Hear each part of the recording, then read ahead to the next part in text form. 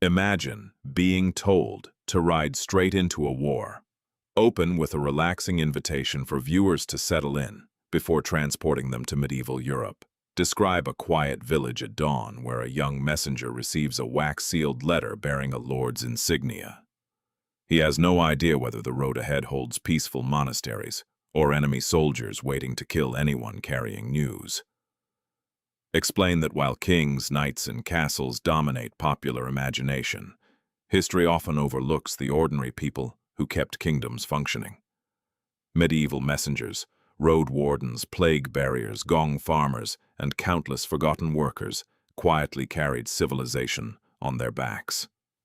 Introduce the central question: why did so many people avoid becoming medieval messengers? Transition into a broader exploration of forgotten medieval professions. A world without phones, mail, or newspapers. Before we begin, take a moment to get comfortable. Perhaps you are already tucked into bed. Maybe a fan is humming softly nearby. Maybe the room is dark except for the faint glow of a screen. Now, as you slowly settle in, imagine something very strange.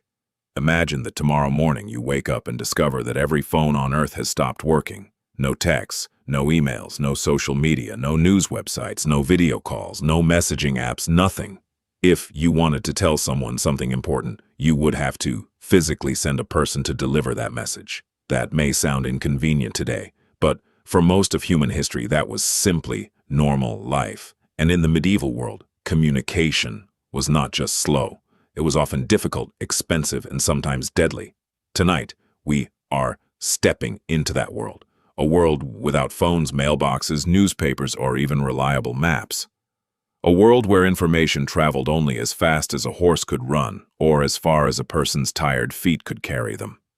And it is in this world that the medieval messenger became one of the most important and least envied people in society. The Middle Ages lasted for roughly 1,000 years, depending on where you place the dates. During that time, kingdoms rose and fell, wars started and ended. Trade routes expanded across continents. But through all of it, one problem never disappeared. People needed information. Kings needed news from distant castles. Merchants needed updates about markets. Bishops needed communication from churches hundreds of miles away. Military commanders needed reports from scouts. Even ordinary villagers wanted news about relatives living elsewhere. The challenge was simple. How do you move information from one place to another when there is no modern communication technology? The answer was equally simple. You send a person. That was it. No satellites, no fiber optic cables, just human beings carrying words from one location to another. Sometimes those words were written down, sometimes they were memorized, and sometimes they were both. Because if a written message was lost, a messenger might still remember what he had been told. In many parts of medieval Europe, there was no postal service that ordinary people could use. Today, most of us barely think about sending mail. You write an address, drop the letter into a mailbox, and trust that it will somehow arrive. It feels almost magical when you think about it. In the Middle Ages, there was nothing like that for most people. If a farmer wanted to send a message to a relative living far away, there was no convenient system waiting to help. Instead, he might have to find a traveler heading in that direction, or pay someone willing to carry the message, or simply wait until an opportunity appeared. And sometimes that opportunity never came. Distance was a serious obstacle. Even a journey of 50 miles could take days. A trip of several hundred miles might require weeks. Road conditions often made travel slow and exhausting. Many roads were little more than dirt paths, winding through forests, fields, and hills. After heavy rain, some roads became seas of mud. Wagons became stuck. Horses struggled. Travelers cursed, probably quite creatively. When messages needed to move quickly, horses became extremely important. A rider on horseback could travel much faster than someone on foot. For this reason, wealthy nobles, kings, and government officials often relied on mounted messengers. These riders carried official orders, military reports, diplomatic letters, and financial records. Sometimes they rode day and night. Sometimes they changed horses along the route to keep moving. But horses were expensive. Not everyone could afford them. Many messengers traveled the old-fashioned way. They walked, and walking long distances was not easy. Imagine carrying supplies, clothing, food, and important documents while hiking for days through unfamiliar territory. No comfortable running shoes, no weather app, no GPS, politely announcing, "Turn left in 200 feet." Just rough roads and uncertain directions. A messenger might ask villagers for guidance, he might follow rivers, he might rely on memory, and, occasionally, he might get completely lost. Merchants also developed their own communication networks. Trade was growing throughout much of medieval Europe and beyond. Merchants doing business between cities needed reliable information. Prices changed. Goods arrived. Ships were delayed. Markets shifted. A trader who received information quickly often had a major advantage. As a result, merchant groups sometimes hired couriers to carry business news between trading centers. These couriers became an important part of the economy. Information itself became a valuable product. In many ways, information was power. The person who knew something first often benefited the most. Kings understood this very well. Royal governments depended heavily on messengers. A king ruling over a large territory could not be everywhere at once. He needed updates from distant regions. He needed reports from officials. He needed warnings about rebellions, invasions, and political problems. Without communication, a kingdom could quickly become chaotic. So royal dispatch riders became essential. These riders often carried official documents sealed with wax. The seal showed that the message was genuine. Breaking the seal without permission could bring serious consequences. When a royal messenger arrived at a town, people often understood that the information he carried might affect many lives. Taxes could increase, armies could move, laws could change, wars could begin. And speaking of powerful communication networks, few organizations matched the reach of the medieval church. The church connected communities across enormous distances. Monasteries, cathedrals, and religious centers exchanged information regularly. Letters traveled between bishops, abbots, priests, and church officials. Monks often played an important role in copying documents and maintaining records. Because many members of the clergy were educated and literate, they became important guardians of written communication. A letter written in one monastery could eventually reach another monastery, hundreds of miles away, slowly, patiently, very patiently. The medieval world often moved at a pace that would feel almost unbelievable today. News that takes seconds to reach us now might have required weeks or even months to travel then. And this created a very interesting reality. Information became incredibly valuable, but it also became incredibly dangerous. A message could reveal military plans. A letter could expose a conspiracy. A report could trigger an arrest. A sealed document might contain news capable of changing an entire kingdom.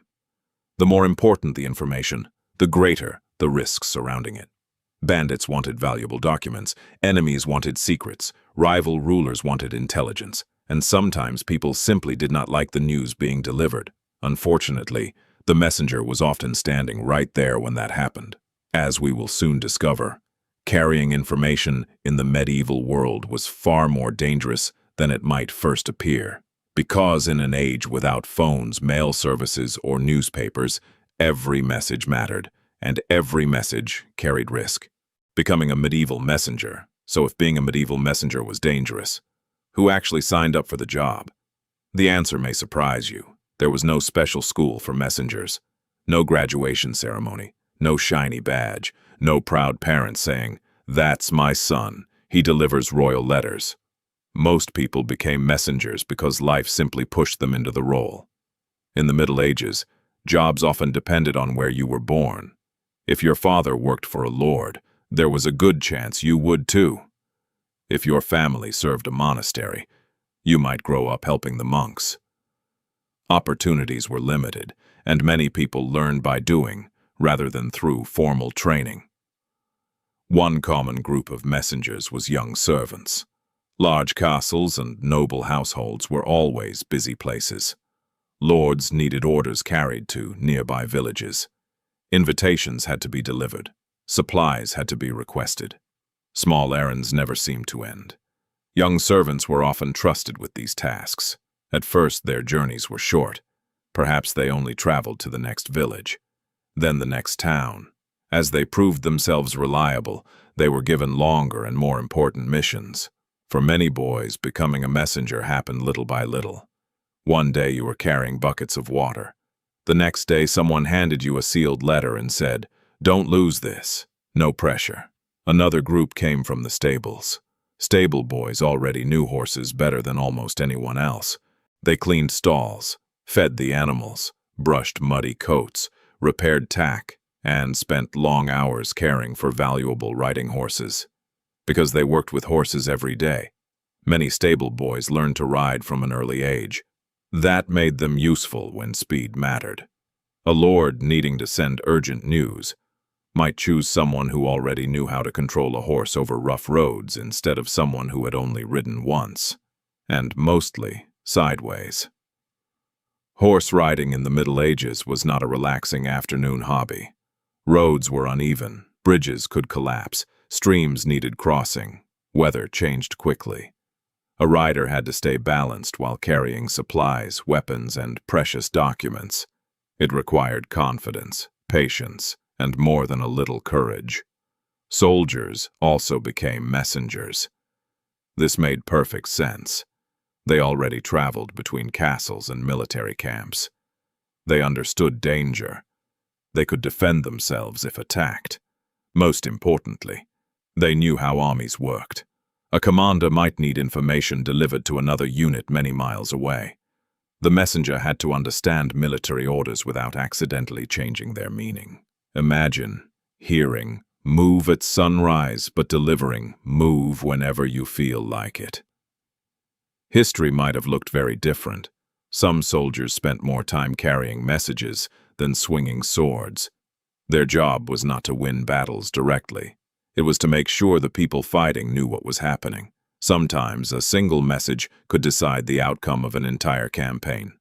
Many noble families also relied on trusted household staff. These were servants who had worked for years inside the castle. They had earned the family's confidence. Trust was everything. A messenger often carried private letters discussing money, politics, marriages, or alliances.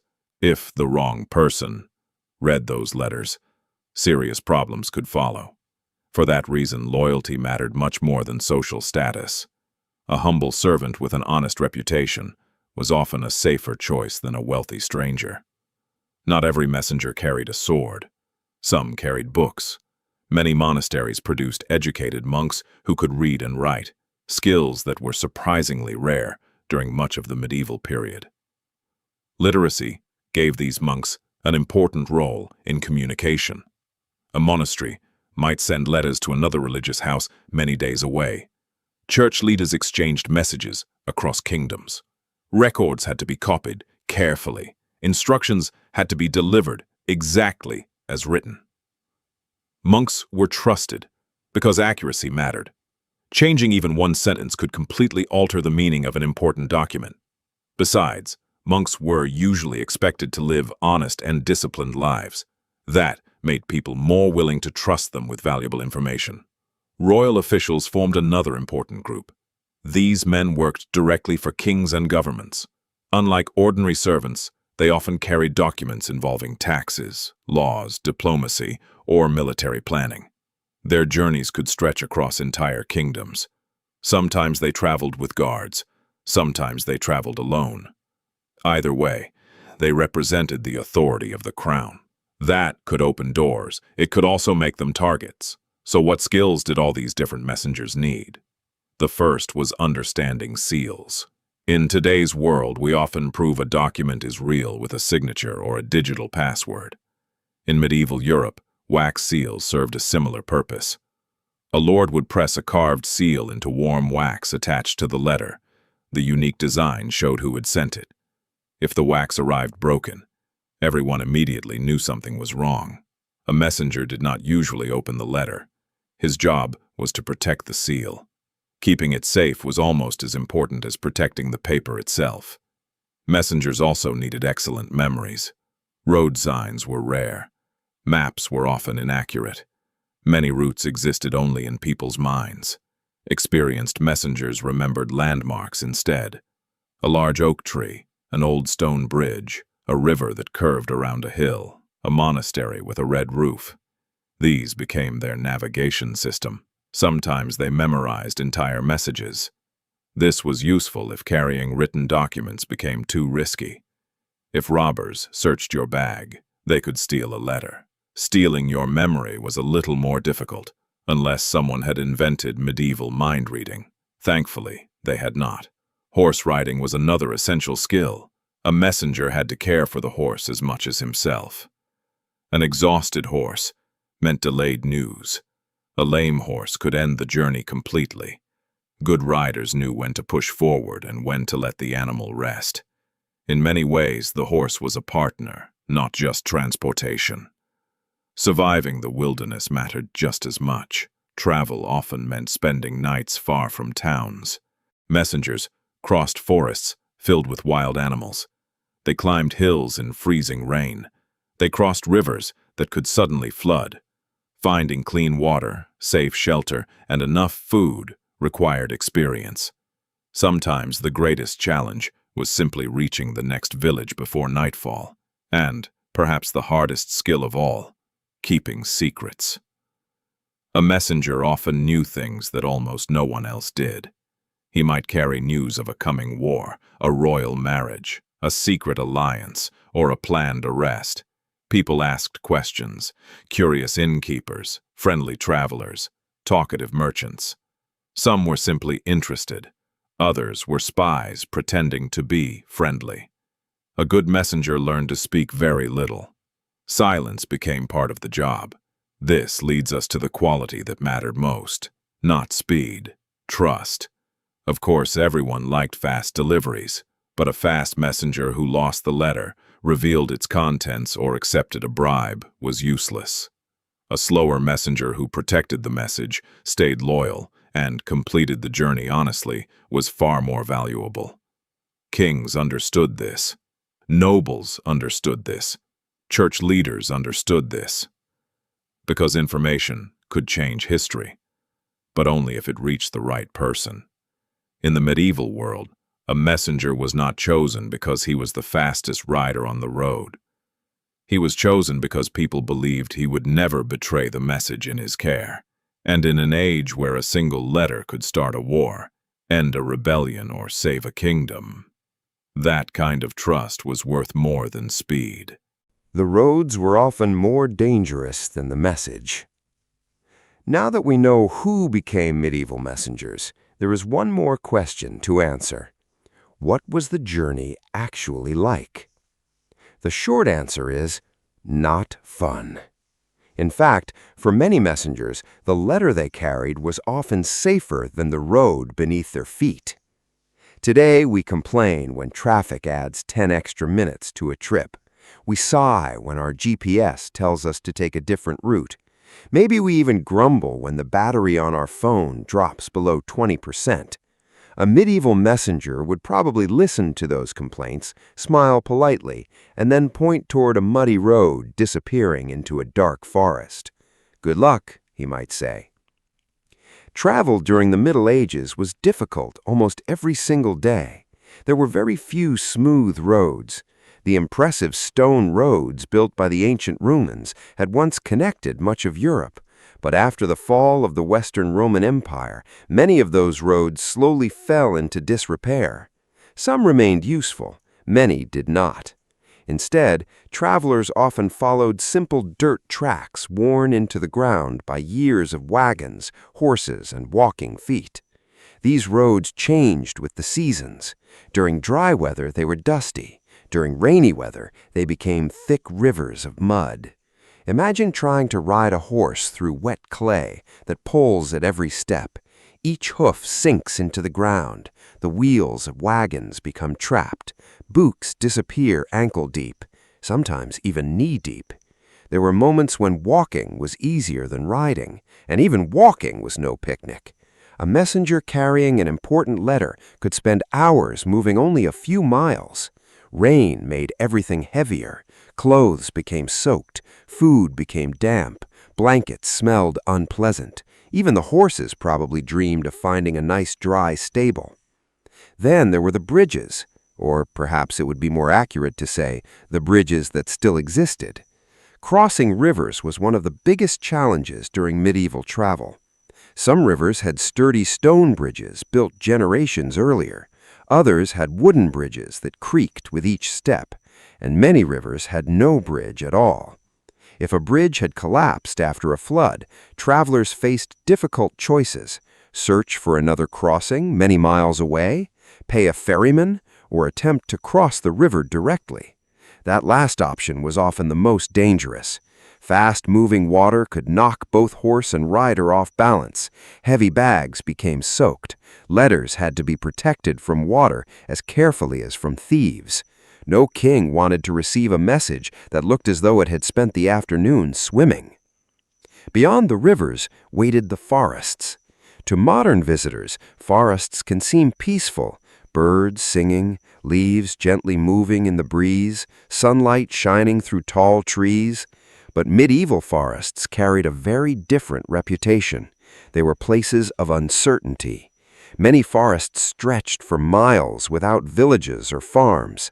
The paths were narrow, twisting, easy to lose. A traveler could wander in the wrong direction for hours before realizing the mistake. Dense trees blocked the view. The deeper you traveled, the quieter everything became. Only the sound of birds, the wind, and your own footsteps, or perhaps someone else's.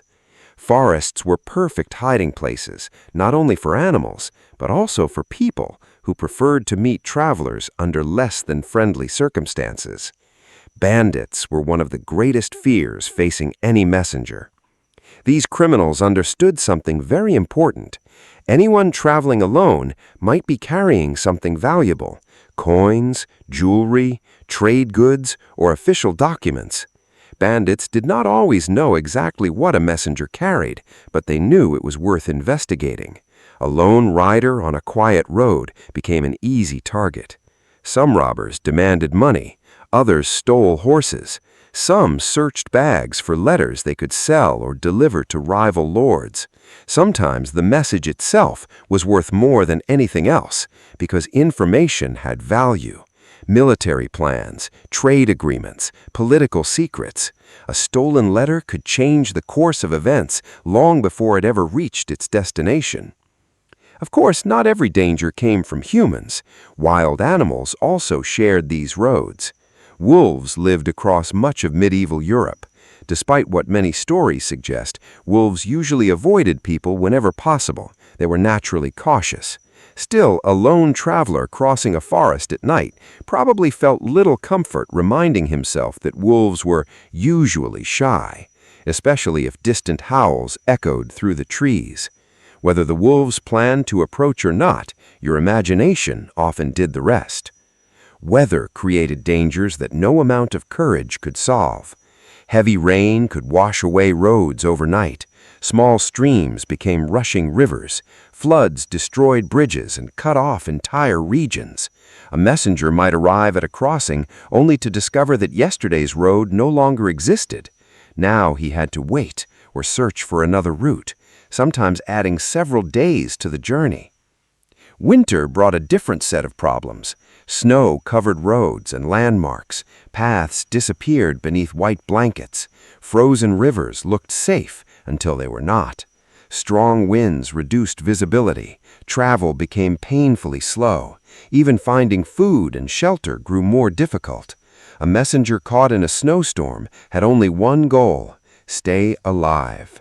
Letters could wait. Life could not.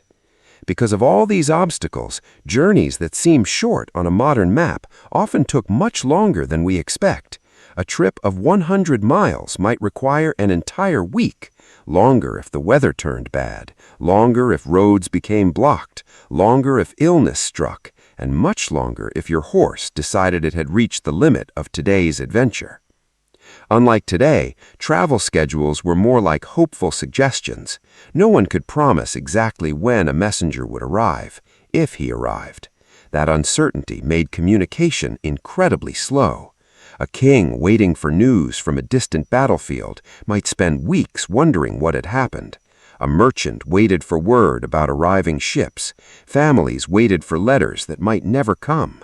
Patience was not simply a virtue, it was part of everyday life. Sadly, not every messenger completed the journey. History remembers famous kings, great generals, powerful queens, victorious armies, but the ordinary messenger who vanished somewhere between two villages often left no trace behind. Perhaps he became lost during a storm. Perhaps illness overcame him far from help. Perhaps bandits attacked. Perhaps an accident happened while crossing a river. In many cases, we simply do not know. The records fall silent. The message never arrives. Another messenger may eventually be sent. Life continues. History moves forward. But the first traveler quietly disappears from the story. There are no statues for these people. Few songs celebrate them. Most never had their names written into history books. Yet every kingdom depended on thousands of journeys just like theirs. Every order delivered, every warning received, every treaty signed, every battle prepared. Someone had to carry those words across muddy roads, broken bridges, dark forests, flooded rivers, and snowy hills. Most succeeded, some did not, and every time a messenger saddled a horse or tightened the straps on a travel bag, there was one simple truth he understood better than anyone else. The hardest part of the job was often not delivering the message, it was surviving the road long enough to do it. Carrying news that could get you killed. By now, we know that becoming a medieval messenger was not an easy job. The roads were dangerous. The weather could turn against you without warning. Bandits watched lonely roads. Rivers flooded. Forests stretched for miles. But sometimes, the biggest danger was not the journey, it was the message itself. A sealed letter might look small enough to fit inside one hand, but inside that folded piece of parchment could be words powerful enough to change the future of an entire kingdom. And if those words made someone angry, the poor messenger was often the first person standing in front of them. In today's world, bad news often arrives through a phone notification, maybe an email, maybe a text message, maybe a news alert that pops onto your screen while you're trying to enjoy lunch. The phone survives. No one yells at it. Well, most of the time. In the Middle Ages, bad news usually arrived with an actual human being.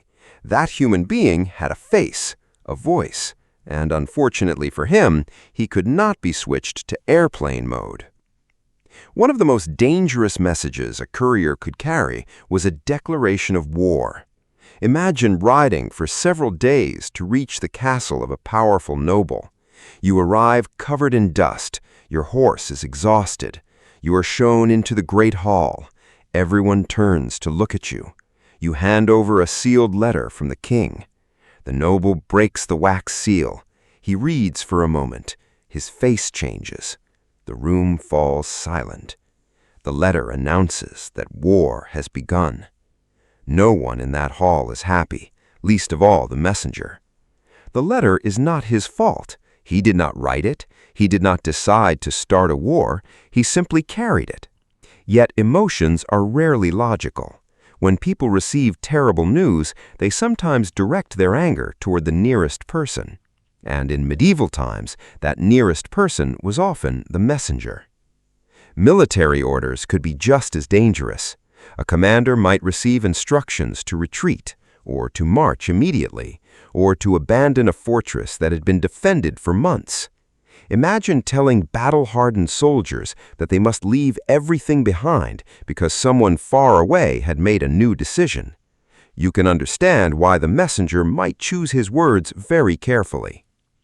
Another type of message almost guaranteed unhappy faces: tax orders. Few things unite people across history quite like complaining about taxes. Kings needed money, castles required repairs, armies needed supplies, roads had to be maintained, officials expected salaries. Somebody had to pay. Usually that somebody was everyone else. Royal officials often sent written orders announcing new taxes or reminding local leaders to collect old ones.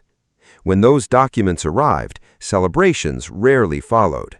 No villagers gathered in the town square shouting, "Wonderful news! We owe even more money this year!" History contains many examples of tax protests and rebellions. The messenger delivering the order had nothing to do with creating the tax, but that did not always protect him from angry reactions. Arrest warrants were another dangerous kind of letter. Sometimes a king ordered the capture of a powerful noble. Sometimes local officials received instructions to arrest merchants, knights, or even church leaders accused of crimes. Imagine arriving at the home of an important man and handing over a document stating that he was to be imprisoned. That conversation probably became awkward very quickly. The messenger had to remain calm, professional, respectful. He could not argue, he could not negotiate. His job was simply to deliver the king's command. Whether the person accepted it peacefully was another matter entirely. Then there were noble feuds. The medieval world was full of powerful families competing for land, wealth, and influence. Some arguments lasted years, others lasted generations. One insulting letter could make an old conflict much worse. Messengers sometimes traveled between rival nobles, carrying demands, warnings, or attempts at negotiation. These journeys required courage. Both sides were suspicious. Each wondered whether the messenger truly came in peace. A simple misunderstanding could have terrible consequences. Not every dangerous message announced bad news. Some carried secrets. Secret alliances shaped medieval politics. Kings made promises to neighboring rulers. Nobles quietly agreed to support one another. Marriage plans linked powerful families together. These arrangements were often written in letters carried by trusted messengers. If the wrong people learned about these agreements too soon, the results could be disastrous. A secret alliance might collapse. An enemy might attack first. A rival lord could spread rumors before the agreement became official. This meant that some messengers traveled knowing they carried information that powerful people would pay almost anything to obtain or destroy. Perhaps no subject created more tension than royal succession. Who would become the next king? The answer was not always clear. Sometimes a ruler died unexpectedly. Sometimes there were several possible heirs. Sometimes different groups supported different candidates. A messenger carrying news about the death of a king or the crowning of a new king might unknowingly step into the middle of a political storm. One town might welcome the news, another might reject it completely. In times of uncertainty, loyalty could change overnight. Yesterday's prince became today's king. Yesterday's ally became today's enemy. The messenger had no control over these events, but he still had to deliver the news. All of this helps explain why an old saying became so famous: "Don't shoot the messenger." Few people have heard this expression. Few stop to wonder where it came from. The idea is much older than the Middle Ages. In ancient Greece, messengers often traveled between rival cities during times of war. Their role was to carry information, not to make decisions. In many cases, harming a messenger was considered dishonorable because he was only delivering someone else's words. The ancient Greek writer Sophocles expressed this idea in one of his plays over 2,000 years ago. The message itself might be painful, but punishing the person delivering it solved nothing. Over time, this idea spread through many cultures. By the medieval period, wise rulers understood the same principle. A messenger was simply the carrier. He did not invent the king's orders. He did not choose the taxes. He did not begin the war. He only brought the news. Of course, not everyone remained calm when emotions took over. History includes stories of messengers being insulted, beaten, imprisoned, and in some cases even executed after delivering bad news. These actions were usually driven by anger, fear, or revenge, rather than justice. Killing the messenger did not erase the message. It simply meant no one would volunteer to bring you news next time. That was a serious problem, because kingdoms depended on communication. Without trusted messengers, rulers became blind to events happening beyond their own walls. So while many leaders protected their couriers, every messenger understood one uncomfortable truth. He could do everything correctly: ride through storms, protect the letter, arrive on time, bow politely, present the sealed document with perfect respect, and still be greeted with rage. Not because of who he was, but because of the words folded inside the parchment he carried. In the medieval world, delivering bad news required more than a fast horse or a good memory. It required steady nerves. Because sometimes the most dangerous part of the journey began only after the message had safely arrived. Inside a messenger's daily routine. So far, we have talked about the dangers of the job. Now, let us slow things down. Instead of looking at kingdoms and politics, let us spend one ordinary day with a medieval messenger. The man in this story is fictional. His name is Thomas. But everything he does is based on what historians know about medieval travel and daily life. So close your eyes for a moment and imagine the first light of dawn spreading across a quiet castle courtyard. The morning air is cold. Mist hangs over the fields. Most of the castle is still asleep. Only a few servants are already moving about, carrying water, sweeping the yard, or lighting small fires in the kitchens. Thomas has been awake for some time. A messenger learns quickly that long journeys begin early, very early, long before the sun grows warm. His first stop is not the Lord's hall, it is the stable. His horse has carried him safely on many trips, and today they will once again depend on each other. He checks the animal carefully, the hooves, the legs, the saddle straps. Nothing can be loose, nothing can be broken. A small problem discovered here is much better than a large problem discovered halfway through a forest. He brushes dirt from the horse's coat and gives it fresh water. The horse probably appreciates this much more than another long ride. If horses could sigh dramatically, this one just might. Once everything looks ready, Thomas gathers the rest of his equipment. His travel bag is simple but important. Inside are a spare shirt, a wool cloak for cold weather, a small knife, a length of rope, and a flint for starting fires. He also carries a leather water flask. Sometimes travelers also carried weak ale, since clean drinking water was not always easy to find. No steaming cup of coffee waits for him. That morning invention is still many centuries away. Soon a steward appears carrying something far more important than breakfast, a letter. It is folded neatly and sealed with dark red wax. Pressed into the wax is the mark of the local lord. Thomas does not open it. He is not supposed to know every detail inside. His job is not to read the message. His job is to make sure someone else can. The steward gives simple instructions.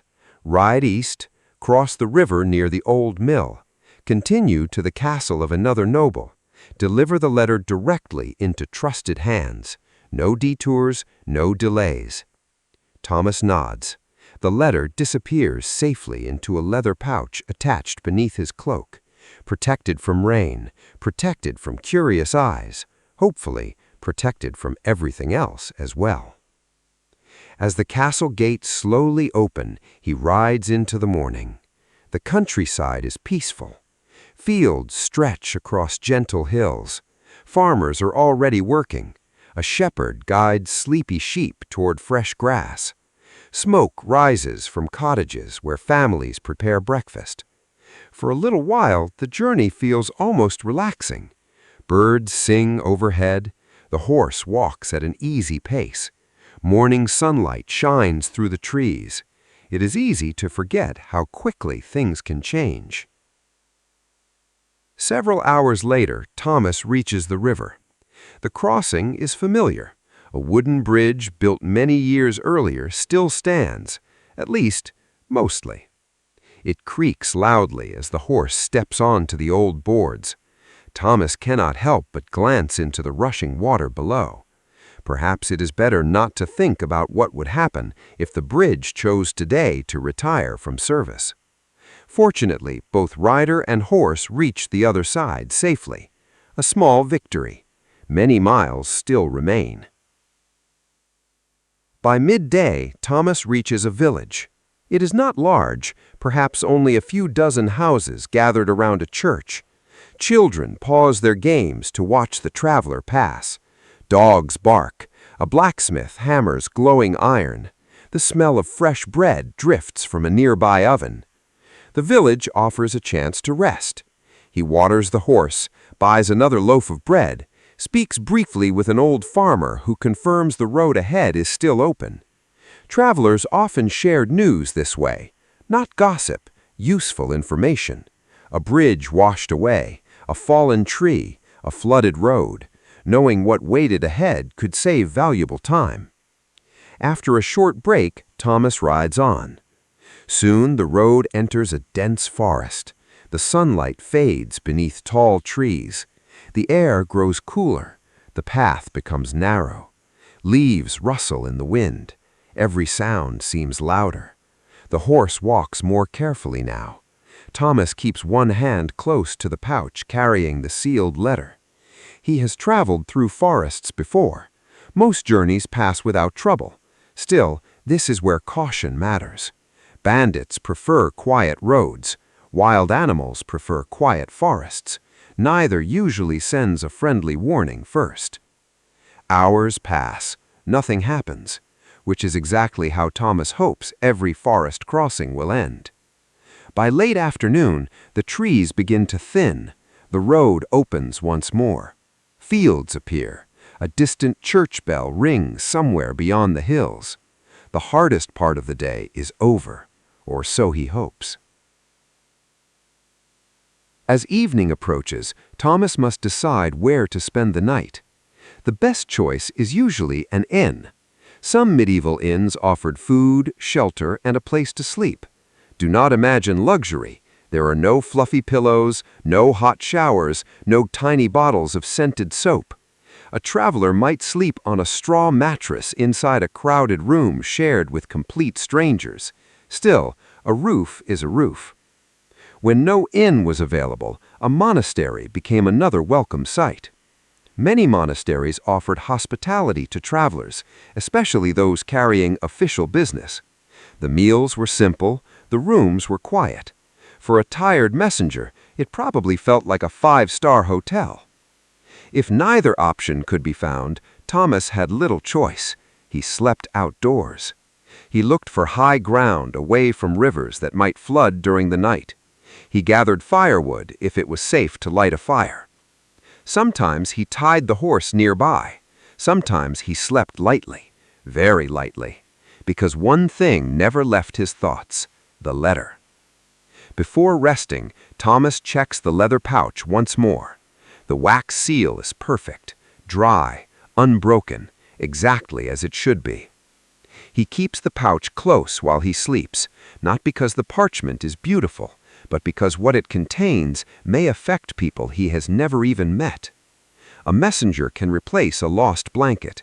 A lost letter is another matter entirely. Above him, the stars slowly fill the night sky. The forest grows quiet. The horse lowers its head to graze.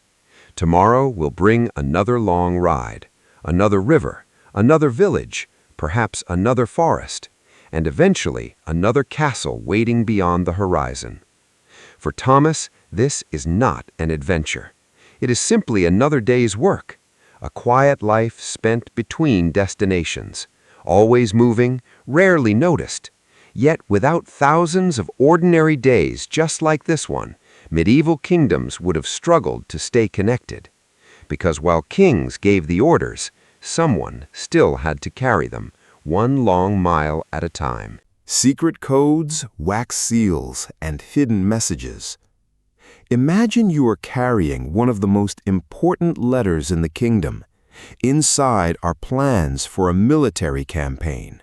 Or perhaps the king has secretly agreed to marry his daughter into another royal family.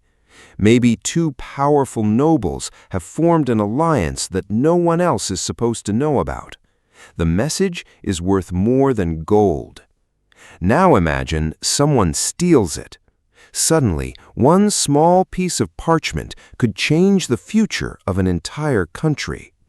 That is why medieval rulers cared so much about keeping messages safe. The Middle Ages did not have passwords. There were no encrypted emails, no fingerprint scanners, no two-step verification asking you to check another device. Instead, they used clever methods that fit their own time. Simple by today's standards, but surprisingly effective. The first and most common form of security was wax seals. We'd mentioned wax seals before, but now it is time to take a closer look. A letter was usually folded tightly before it was sent. Then warm wax was dripped onto the folded edge. While the wax was still soft, the sender pressed a carved seal into it. When the wax hardened, it created a unique design. Breaking the seal meant opening the letter. It was impossible to read the contents without leaving evidence behind. Think of it as the medieval version of a security sticker on a package, except much prettier, and probably with more dragons. The seal itself was often made from metal or carved stone. Important people carried personal seal rings. These rings were more than jewelry. They were symbols of authority. Only the owner should possess that design. If someone received a letter carrying the king's official seal, they immediately knew who had sent it, or at least they hoped they did. This brings us to another important feature of medieval letters: family crests. Noble families proudly displayed special symbols that represented their history: a lion, an eagle, a castle, a cross, or other designs connected to the family. These symbols appeared on shields, banners, clothing, and seals. A messenger delivering a letter with a famous family crest often did not need to explain who had sent it. The wax spoke first. Seeing the crest of a powerful duke or respected bishop could completely change how the messenger was received. Doors opened more quickly. Servants hurried away to announce the visitor. The message suddenly became everyone's top priority. Of course, not everyone played fair. Forgery existed in the Middle Ages just as it does today. Some dishonest people tried to copy official seals. Others stole seal rings. A skilled craftsman might even create fake versions. That is why experienced officials looked carefully at important documents. Small mistakes could reveal a forgery: the wrong shape, the wrong color of wax, a damaged impression. Sometimes tiny details made all the difference. As politics became more complicated, another layer of security appeared: cipher writing. A cipher is simply a secret way of writing a message so that outsiders cannot understand it. Today, computers use incredibly complex encryption. Medieval ciphers were much simpler, but they could still protect valuable information. Instead of writing names directly, a letter might replace them with symbols. Certain letters could stand for different ones. Numbers might represent important people. Only the sender and the receiver knew the correct meaning. To everyone else, the message looked confusing, rather like someone had spilled alphabet soup onto the parchment. Some rulers became very interested in these secret writing systems. Italian city-states, royal courts, and church leaders all experimented with different forms of coded communication. The more valuable the information became, the more creative people became in hiding it. Sometimes words were hidden in another way, invisible ink. Now, this may sound like something from a modern spy movie, but versions of invisible ink have existed for a long time. Certain natural liquids could be used to write messages that became difficult to see after drying. The hidden writing might later appear when gently heated or treated with another substance. It was far from perfect. The results were often faint, and not every recipe worked well. Still, the basic idea existed centuries before modern intelligence agencies. The medieval world occasionally had its own quiet little spy tricks. Not every secret needed ink at all. Sometimes the safest message was the one that was never written down. Many trusted messengers memorized important information. Instead of carrying a dangerous letter, they carried the words inside their own minds. This offered several advantages. If bandits searched the messenger's bag, they found nothing. If a letter was stolen, there was no letter to steal. Of course, this created another problem. The messenger had to remember everything perfectly. No missing sentences, no forgotten names, no accidental changes. Imagine arriving after a week-long journey and saying, "I know the king told me something important. I just can't remember the last part." That would not inspire much confidence. Professional messengers trained their memories carefully. Some repeated messages over and over while riding. Others connected important ideas with landmarks along the road. Long before smartphones stored information for us, people often relied on their own remarkable memories. There was another clever method used for extra valuable correspondence: double envelopes. Not exactly the paper envelopes we know today. Instead, one folded letter might be wrapped inside another protective layer of parchment. Each layer could have its own seal. The outer wrapping protected the inner message from dirt and weather. It also added another obstacle for anyone trying to secretly read the contents. If someone opened the outer covering, there might still be another sealed layer waiting inside. The sender would know immediately if anything had been disturbed. This brings us to one very important question. What happened if a seal arrived broken? Usually, nothing good. A broken seal immediately raised suspicion. Perhaps the messenger had accidentally damaged it during the journey. That could happen. Horses stumbled, bags were dropped, weather caused problems. But accidents were not the only possibility. Someone might have opened the letter, read it, copied it, changed it, or even replaced it with another message. The receiver could no longer be completely certain that the contents were untouched.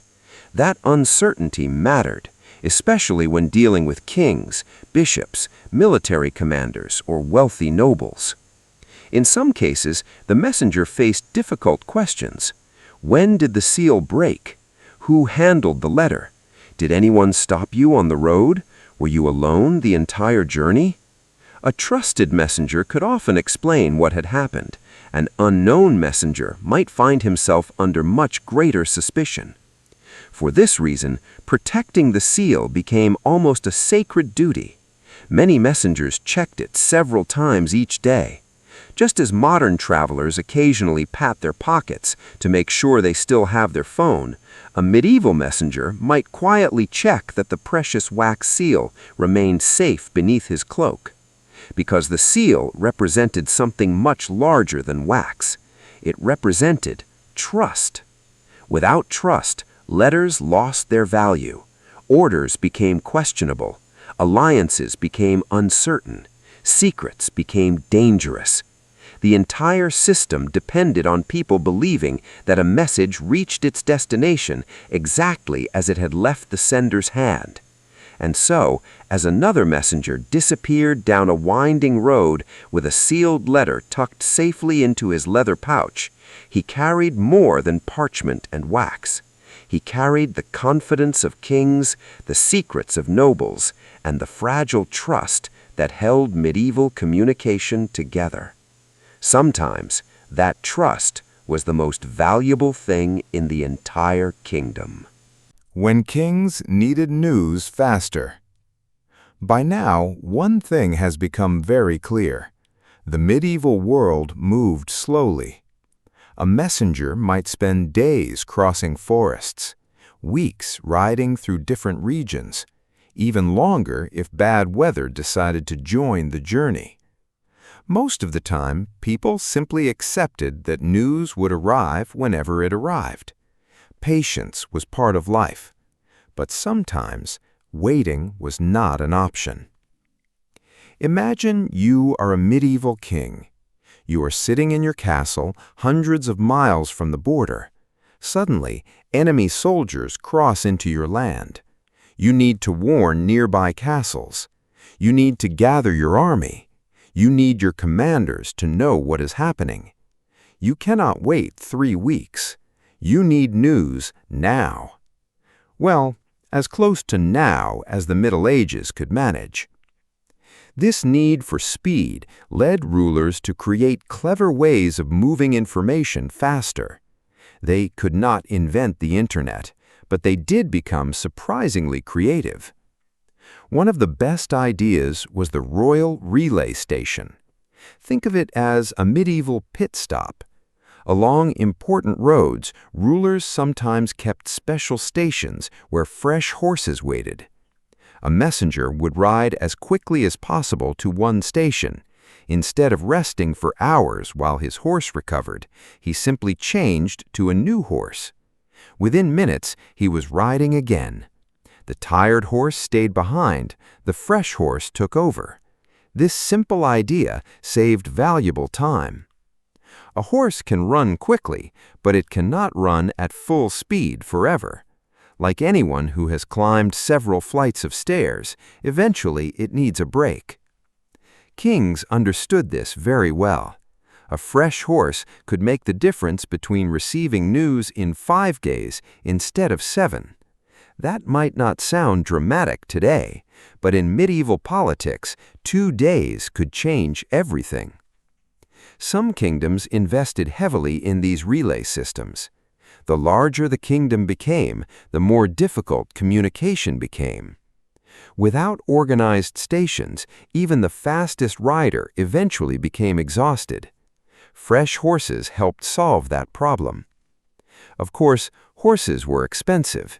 They needed food, shelter, care. Someone had to clean the stables. Someone had to feed them every day.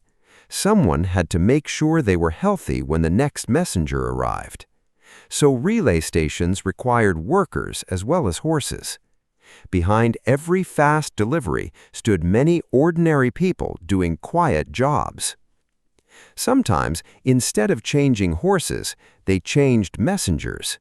This created what historians often call a messenger chain. Imagine a relay race. One runner carries the baton. Instead of running the entire distance, he passes it to another runner waiting ahead. The second runner continues, then the third, then the fourth. The message keeps moving, even while each individual messenger only travels part of the route. This method worked especially well when important roads connected major cities or royal castles. Each messenger knew his own section of the journey. He knew the safest roads, the quickest river crossings, the villages where fresh supplies could be found. Rather than learning an entire kingdom, he only mastered one part of it. That saved both time and effort. Sometimes these messenger chains carried military news, sometimes government orders, sometimes diplomatic letters. The system depended on good organization. If one messenger arrived late, everyone behind him had to wait. So even 800 years ago, people understood something that still feels familiar today. One delay can affect everyone else. Kings also discovered that not every message needed a horse. Sometimes all they needed was fire. Beacon fires became one of the fastest ways to send simple warnings across long distances. The idea was wonderfully simple. Build watchtowers on high hills. If danger appeared, light a large fire. The next tower saw the flames. Its guards lit another fire, then another, then another. Within a surprisingly short time, news traveled across many miles. Of course, beacon fires could not explain details. One fire could not say, "The enemy army has exactly 2,000 soldiers and appears to be heading northwest," after stopping for lunch. It simply warned that something important had happened. Still, for emergency situations, speed mattered more than detail. Some kingdoms used beacon systems to warn about invading armies. Others used them to alert nearby fortresses or coastal defenses. On a clear night, fire could carry a warning much faster than any horse. During the day, smoke sometimes served a similar purpose. The church also helped spread important news. Church bells were much more than a way of telling time. Every village recognized the sound of its local bells. Different patterns could carry different meanings. One bell might announce a religious service. Another might signal danger. Another could gather people quickly in the village square. Imagine living in a small farming community. You hear the church bell ringing rapidly in an unusual pattern. Almost everyone understands that something serious has happened. People leave their homes. Farmers return from the fields. Children stop playing. The bell becomes the village's emergency announcement system. Simple, reliable, and impossible to ignore, even if you wanted 5 more minutes of sleep. In some places, rulers also relied on signal towers. These towers stood on hills, castle walls, or important border areas. Guards watched the surrounding countryside day and night. When they spotted danger, they used flags, fires, smoke, or other visual signals to alert nearby towers. The exact methods varied from region to region, but the basic goal remained the same: pass information as quickly as possible. These systems worked best in open landscapes where towers could easily see one another. Mountain regions sometimes created natural obstacles. Heavy fog could hide signals. Storms reduced visibility. Still, when conditions were good, signal towers became one of the quickest communication methods available before modern technology. Not every medieval kingdom communicated at the same speed. Some enjoyed clear advantages. England, for example, was smaller than many kingdoms on mainland Europe. A medieval message often had fewer miles to travel. That made communication somewhat easier. France presented a different challenge. It covered a much larger area and contained many powerful nobles with their own lands and interests. Messages often crossed long distances before reaching their destination. The Holy Roman Empire was even more complicated. Instead of one tightly controlled kingdom, it contained many duchies, bishoprics, cities, and territories. Communication depended on cooperation between numerous local rulers. Sending information across the empire could become a slow and complicated process. Meanwhile, the Byzantine Empire inherited many traditions from ancient Rome. Its government maintained organized administrative systems and official couriers for centuries. Although conditions changed over time, Byzantine rulers often placed great importance on efficient communication throughout their territories. No medieval kingdom could match the speed we enjoy today. A text message crosses the world in seconds. A medieval royal order might require days, or weeks, or even months. And yet, compared to ordinary people, kings possessed remarkable advantages. Fresh horses, organized relay stations, messenger chains, beacon fires, church bells, signal towers, all worked together to shrink a very large world. They remind us that medieval rulers constantly searched for faster ways to stay informed, because every hour mattered. An army could march many miles in a single day. A rebellion could spread before the king even heard about it. A treaty might fail if one letter arrived too late. In the end, medieval communication was never truly fast, but through careful planning, trusted messengers, and a surprising amount of teamwork, kings found ways to make their kingdoms feel just a little bit smaller. And in a world where information traveled only as fast as people and horses could move, that was often the closest thing to instant communication anyone could hope for. The forgotten jobs that supported every messenger. When we picture a medieval messenger, we often imagine one lonely rider traveling across hills and forests with an important letter tucked safely inside a leather bag. It feels like a story about one person. But in truth, that messenger was never really alone. Long before he climbed into the saddle, dozens of other people had already helped him. Most of them are forgotten today. History books usually remember the king who gave the order. Sometimes they remember the messenger who carried it. But they almost never remember the people who quietly made the journey possible. So tonight, let us meet some of those forgotten workers. We begin with one of the busiest people in any medieval town, the blacksmith. If you walked through a village, you could probably hear the blacksmith before you saw him. The steady sound of hammer striking hot iron echoed through the streets. Clang, clang, clang. Inside the workshop, sparks danced through the air while the fire glowed bright orange. Blacksmiths made many useful things: knives, tools, nails, locks, farm equipment, weapons. But for messengers, one job mattered above all others: shoeing horses. A horse's hoof is tough, but it still wears down after many miles of travel. Iron horseshoes helped protect the hoofs from rough roads, sharp stones, and hard ground.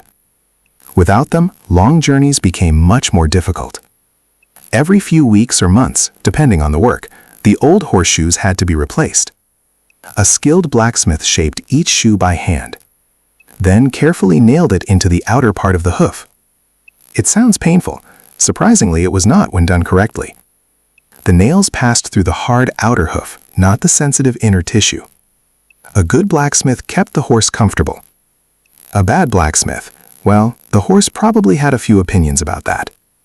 Once the horse had good shoes, someone still had to care for it every day. That responsibility belonged to stable keepers. These workers rarely appeared in paintings or famous stories, yet every messenger depended on them. Stable keepers fed the horses, brushed their coats, cleaned the stalls, checked for injuries, made sure the animals had fresh water, and gave tired horses time to recover after long journeys. A healthy horse could carry a messenger across many miles. A sick horse might not leave the stable at all. Kings could write all the letters they wanted. Without healthy horses, those letters stayed exactly where they started. Sooner or later, every traveler reached a bridge. Some bridges belonged to local lords. Others belonged to towns or monasteries. Crossing them was not always free. This brings us to another forgotten worker, the bridge toll collector. His job was simple: stand near the bridge, collect payment from travelers, keep records, allow people to cross. The money helped pay for repairs and maintenance. Not everyone enjoyed paying the toll. In fact, complaining about bridge fees may be one of humanity's oldest travel traditions. Some things never really change. Still, without those repairs, bridges slowly fell apart. The toll collector helped keep an important part of the road network working. Sometimes there was no bridge at all. Instead, travelers met someone else: the ferryman. His small boat became the only safe way across wide rivers. Imagine arriving after riding all day. The sun is beginning to set. The river is too deep to cross on horseback. Thankfully, a ferryman is waiting at the shore. Slowly, horse and rider step into the wooden boat. The ferryman pushes away from the bank. The water moves quietly beneath them. Within a few minutes, the messenger reaches the opposite side. Without that boat, the journey might stop completely. Like many medieval workers, ferrymen performed a simple task that quietly connected entire regions. Roads also needed constant attention. Rain washed away dirt. Tree roots broke the surface. Heavy wagons left deep ruts. Floods damaged entire sections. That is why road repair workers mattered so much. Now, medieval roads were very different from modern highways. Do not imagine smooth pavements stretching across the countryside. Most roads were dirt tracks. Keeping them usable required steady work. Workers filled holes with stones, cut away fallen trees, improved drainage where possible, cleared thick bushes growing into the path. It was slow work, hard work, often muddy work. Probably the kind of job where your boots gave up long before you did. When evening arrived, another important group entered the story. Innkeepers. After a long day on horseback, a warm meal and a roof felt like great luxuries. Medieval inns were not fancy places. Most offered simple food, simple beds, simple rooms. Sometimes several travelers shared the same space. Privacy was limited, very limited. You might fall asleep beside a merchant, wake up beside a pilgrim, and spend breakfast listening to someone complain about their donkey. Still, inns provided safety. The horses received food. Travelers rested. News spread from one guest to another. Many messengers stopped at the same inns again and again, building friendly relationships with the owners. A familiar face after a difficult journey probably felt very comforting. Not every journey ended before sunset. Sometimes messengers traveled late into the evening. Sometimes they arrived at castles after dark. Without electric lights, nighttime became surprisingly dark. That meant someone had to provide light. Enter the candle maker. It sounds like a small job. Yet candles were everywhere. Castles, churches, monasteries, homes, inns, workshops. A messenger reading instructions after sunset often depended on candlelight. Guards watching castle gates depended on candlelight. Officials breaking wax seals depended on candlelight. Candles were made from beeswax or animal fat called tallow. Beeswax smelled much better. It also cost much more. Tallow candles were cheaper, though they produced more smoke and a rather unpleasant smell. You could say medieval lighting came with its own special atmosphere. Finally, let us visit the leatherworker. This craftsman transformed animal hides into useful equipment. Saddles, bridles, belts, boots, travel bags, pouches. Without leatherworkers, messengers would have struggled to carry almost everything they needed. The saddle kept the rider secure during long hours on horseback. Leather straps held equipment together. Strong travel bags protected letters from rain and dust. The pouch carrying a royal message often represented many hours of careful craftsmanship. Every stitch mattered. A broken strap halfway through a journey could become a serious problem. As we look back at all these jobs, something interesting becomes clear. The messenger may have ridden alone, but his journey depended on many unseen hands. The blacksmith protected the horse. The stable keeper cared for it. The toll collector maintained the bridge. The ferryman crossed the river. Road workers cleared the path. The innkeeper offered rest. The candlemaker brought light. The leather worker crafted the tools that held everything together. Each person performed one small task. None of them became famous. Few left written records behind. Most disappeared quietly into history. Yet without them, medieval communication would have slowed to almost a standstill. The messenger may have delivered the letter, but an entire community helped carry it. And perhaps that is one of the most fascinating lessons hidden inside medieval history. Great kingdoms were not held together only by kings, knights, or castles.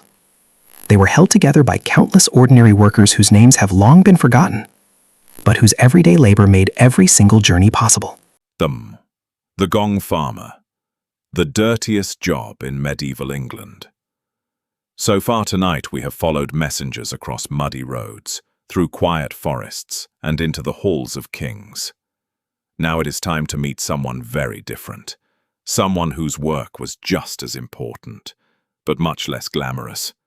In fact, many historians would happily agree that this was one of the worst jobs in medieval England. The worker was called a gong farmer. Despite the name, he did not grow vegetables, he did not own cows, and he certainly was not planting flowers. In medieval English, the word gong meant human waste. So, a gong farmer was the person responsible for removing it. Not exactly the kind of job children dreamed about. If a young boy had announced, "When I grow up, I want to clean other people's toilets," His parents might have hoped he would change his mind. But someone had to do it. The medieval world had a problem. Thousands of people lived inside towns, castles, and cities. They all produced waste every single day. There were no flushing toilets, no underground sewer systems like many modern cities have today. Instead, many homes used privies. A privy was a small toilet built over a deep pit. Everything dropped into that pit, day after day, week after week, month after month. You can probably imagine what happened next. Eventually, the pit became full, and that is when the gong farmer was called. Most people wanted absolutely nothing to do with this work. The smell alone was enough to send many people walking very quickly in the opposite direction. Yet someone had to climb into or reach into these pits and remove the waste before it overflowed. That someone was the gong farmer. His tools were simple: buckets, shovels, sometimes ropes, sometimes wooden carts, nothing fancy. No protective masks, no rubber gloves, no waterproof boots. Modern health inspectors would probably faint before the work even began. Interestingly, gong farmers usually worked only at night. There was a very practical reason for this. Removing waste in broad daylight was unpleasant for everyone nearby. Doing the work after sunset caused less disruption. The streets were quieter. Fewer people were outside. The darkness also made the job a little less embarrassing. Imagine hearing someone knock on your door after dinner. "Good evening," they say politely. "We're here to empty your toilet pit." You might prefer that conversation happened while most of the neighborhood was asleep. As the town grew quiet, the gong farmers began their shift. Carrying lanterns through narrow streets, they moved from one property to another. The work was slow, heavy, and exhausting. Buckets filled quickly. The waste then had to be loaded onto carts and carried away from homes. It was physically demanding in every possible way. Unfortunately, the smell did not stay politely inside the bucket. It surrounded the workers throughout the night. Their clothes absorbed it. Their tools absorbed it. Probably their poor horses absorbed it too. No amount of fresh air completely solved that problem. There were also serious health risks. Today we understand much more about bacteria and disease. People in the Middle Ages did not. Even though they did not know exactly why illness spread, they certainly noticed that dirty places often made people sick. Working around large amounts of human waste exposed gong farmers to dangerous conditions. Cuts and scrapes could become infected. Dirty water carried disease. Parasites were common. Breathing foul air for hours every night was unpleasant at the very least. The work was dangerous long before modern medicine existed. Some cesspits were surprisingly deep. Workers sometimes climbed down using ladders or ropes. That carried another risk. Toxic gases could collect inside deep pits. Without proper ventilation, these gases could cause workers to lose consciousness. There are historical records describing fatal accidents in cesspits. It was one more reminder that this unpleasant job could also become a deadly one. Despite all this, gong farmers were usually not respected. People appreciated clean streets. They appreciated empty privies. They appreciated healthier living conditions. But they rarely appreciated the workers responsible for making those things possible. Many people looked down on gong farmers because of the nature of their work. Their job was considered dirty, unpleasant, even shameful. Social status mattered greatly during the Middle Ages. A noble might spend the evening discussing politics in a grand hall. A merchant might proudly display expensive cloth. A skilled craftsman earned respect for his trade. The gong farmer usually received none of that admiration.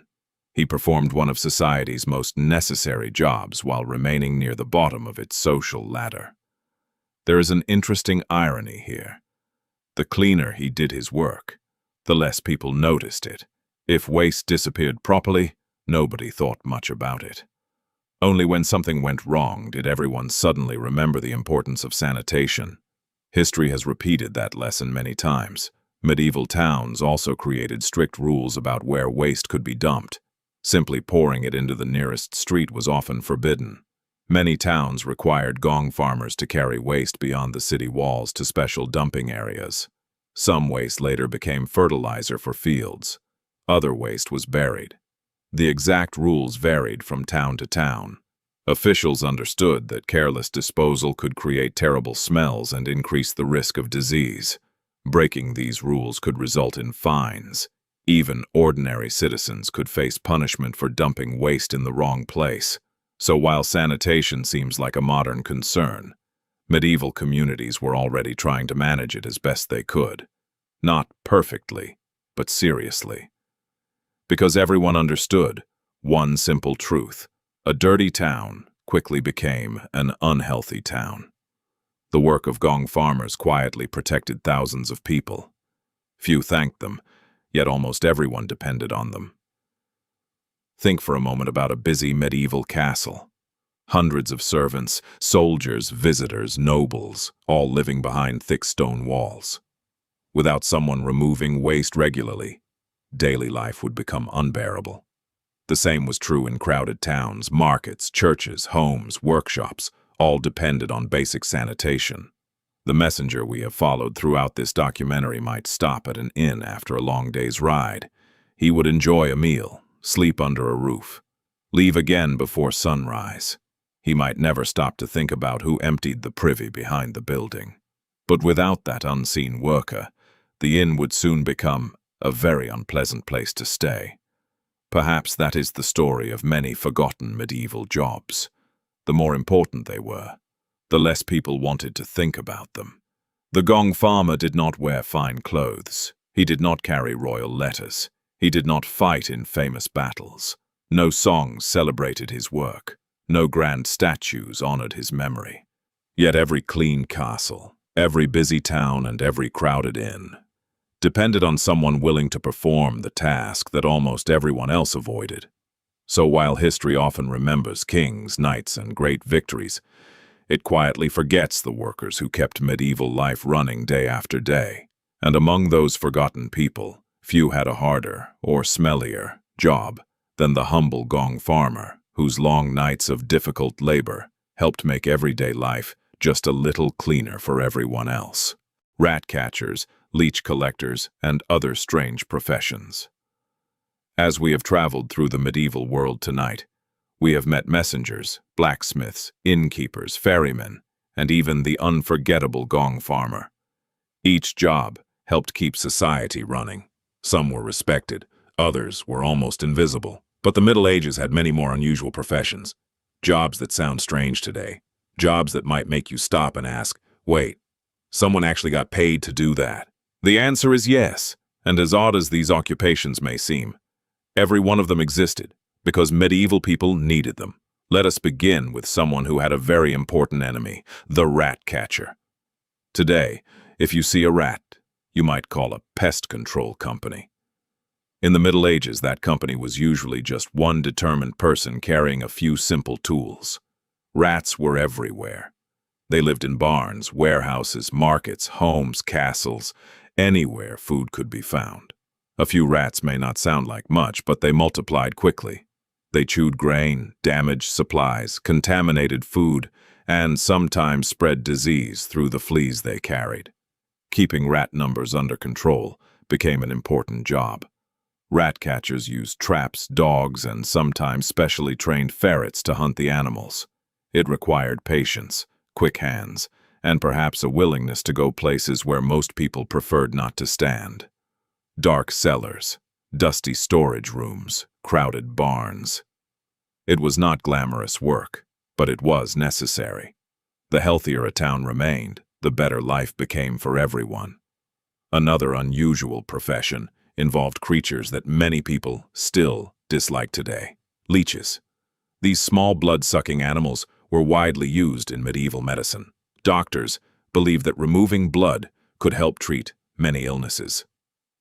This idea came from the ancient theory of balancing the body's four humors. We now know that bloodletting was often ineffective and could even be harmful. But medieval medicine followed very different ideas. Someone had to collect the leeches. That task belonged to the leech gatherer. Gathering leeches was not especially pleasant. Workers searched ponds, marshes, and slow-moving streams. Sometimes they waded directly into the water. The leeches naturally attached themselves to bare legs. Only then were they carefully removed and collected. Imagine explaining your job to someone at dinner. "So, how was work today?" "Oh, the usual. I stood in a swamp until enough leeches bit me." Not exactly everyone's dream career. Still, physicians depended on them. Without leech gatherers, medieval medicine would have looked very different. Now let us listen for a familiar sound. The ringing of bells. Church bells marked the hours, called people to worship, warned of danger, announced celebrations. Sometimes they even marked deaths or important public events. Someone had to ring those bells. That responsibility often belonged to the bell ringer. It sounds simple: pull a rope, ring a bell, go home. In reality, large church bells could weigh hundreds or even thousands of pounds. Learning the correct patterns mattered. Different occasions required different rhythms. A wedding sounded different from a funeral. An emergency warning sounded different from the start of a religious service. The bell ringer became the voice of the community, speaking without ever saying a word. Some jobs placed people much closer to death. Executioner's assistants served one of the least popular roles in medieval society. When courts ordered executions, many tasks had to be completed before, during, and afterward. The assistant helped prepare the site, handled equipment, maintained order, and supported the executioner. Like executioners themselves, these workers were often avoided by others. People depended on them to carry out the law. Yet many wanted little to do with them afterward. It was a lonely profession, one that came with heavy responsibilities and very little admiration. Fortunately, our next job is much quieter. The ditch digger. It may sound ordinary, but ditch diggers played an important role in medieval life. Ditches helped drain water from roads and fields. They protected farmland from flooding. Around castles, deep ditches became defensive moats. Keeping these channels clear required steady labor. Mud had to be removed. Plants had to be cut back. Collapsed sections needed rebuilding. It was slow, physical work, the kind of work that rarely appeared in heroic stories. Yet every dry road and healthy field benefited from it. Before newspapers existed, towns relied on another important worker, the town crier. If you wanted everyone to hear important news, this was your solution. The town crier walked through busy streets ringing a handbell. Then he loudly announced royal orders, new laws, market information, or public notices. "Hear ye! Hear ye!" Those famous words became closely linked with the profession, not because they sounded dramatic, but because they caught people's attention. Most ordinary people could not read. So speaking the news aloud was the fastest way to inform the community. The town crier became a walking newspaper, without needing to worry about printer's ink or subscriptions. Some medieval workers cared for creatures that symbolized wealth and power. Falcon keepers trained birds of prey for hunting. Falconry was especially popular among nobles. A well-trained falcon was valuable, very valuable. Keeping these birds healthy required skill and patience. The keeper fed them carefully, cleaned their equipment, treated injuries, and spent many hours building trust between bird and handler. Falcons were intelligent animals, but they also had minds of their own.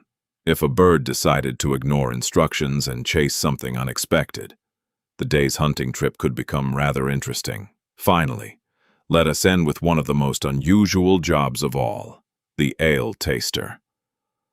In many medieval towns, ale was safer to drink than untreated water because the brewing process often killed harmful germs. Almost everyone drank it. Adults, workers, sometimes even children consumed weaker versions. Because ale mattered so much, local governments wanted to ensure its quality.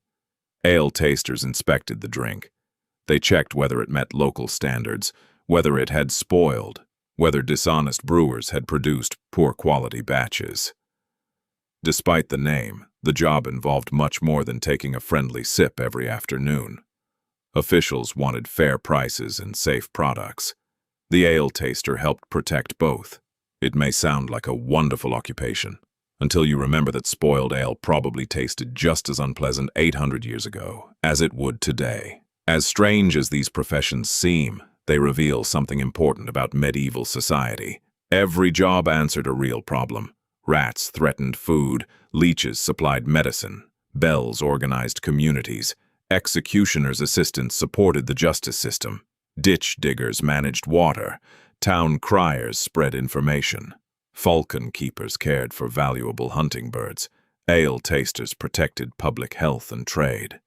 None of these workers became famous. Few had their names written into history books, yet they quietly shaped everyday life. When we think about the Middle Ages, it is easy to picture knights in shining armor or kings sitting on grand thrones. But most people did not live lives like that. They woke before sunrise, worked with their hands, solved practical problems, and helped their communities in ways that history rarely celebrated. Perhaps that is one of the greatest lessons hidden inside these forgotten professions. No society runs on famous people alone. Behind every castle, every market, every church, and every royal court stood countless ordinary workers doing unusual jobs that most people never noticed. Their names may have faded, their tools may have disappeared, but for centuries, their quiet labor helped keep the medieval world turning, one ordinary day at a time, delivering messages during war. Up to this point, our medieval messenger has traveled through peaceful villages, muddy roads, quiet forests, and busy market towns. Those journeys were already difficult enough, but now, imagine all of those dangers becoming much worse. Because war has begun. The roads are no longer filled only with merchants and pilgrims. Instead, soldiers march in long lines. Smoke rises from distant villages. Castle gates remain closed. Everyone is suspicious. And somewhere in the middle of all this confusion, a messenger is still expected to deliver a letter. If anything, war made messengers even more important. An army without communication was like a ship without a captain. Generals needed reports. Kings wanted updates. Castles asked for supplies. Scouts searched for enemy movements. Every decision depended on information arriving at the right place and at the right time. The messenger became the thread holding the army together. Unfortunately, that also made him a target. One of the greatest challenges was simply crossing a battlefield. Now imagine arriving after riding for several days. Instead of finding a quiet road, you see thousands of soldiers spread across the fields. The air smells of smoke. The ground is covered with broken wagons, abandoned equipment, and frightened horses. Men shout orders across the noise. Trumpets echo in the distance. Arrows occasionally fly overhead. This is not a place anyone wants to ride through, especially someone carrying important military orders. A messenger had to remain calm. He needed to know exactly where friendly forces were located. One wrong turn could place him directly in front of the enemy. And unlike modern soldiers, medieval armies did not wear brightly colored uniforms with large name tags saying, "Hello, definitely on your side." Confusion happened often. During battle, dust and smoke reduced visibility. Flags helped identify different armies. So did banners carrying the symbols of kings and nobles. But, from a distance, mistakes could still happen.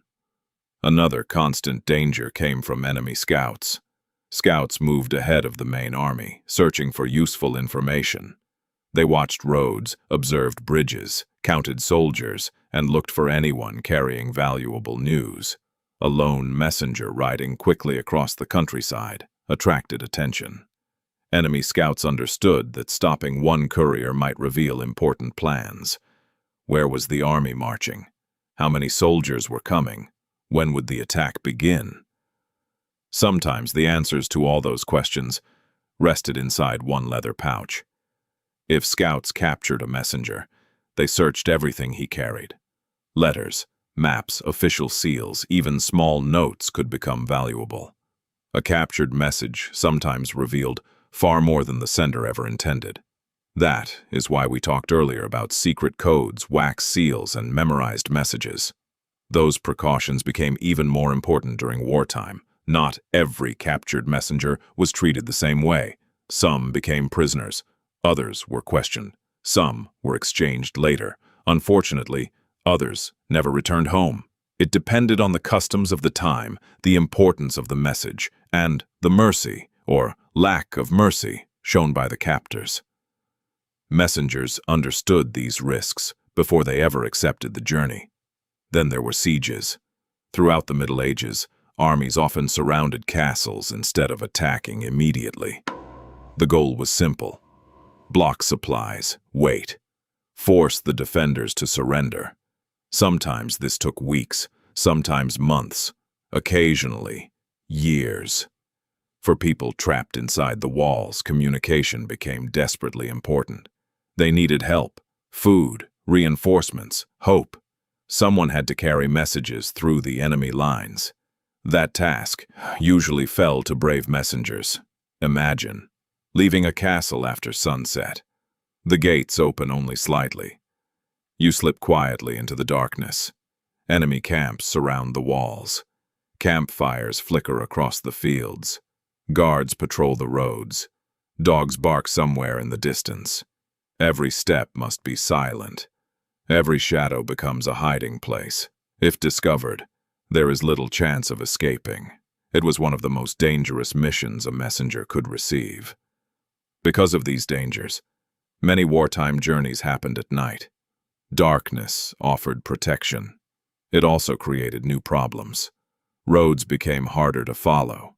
Bridges were difficult to see. Forests felt even more mysterious. The horse had to move carefully. One misplaced step could end the journey. Still, many messengers preferred darkness to daylight. At least the enemy could not easily watch every movement. War also destroyed the very roads that travelers depended on. Retreating armies sometimes burned bridges behind them. Fields became muddy from thousands of marching feet. Heavy wagons cut deep tracks into the ground.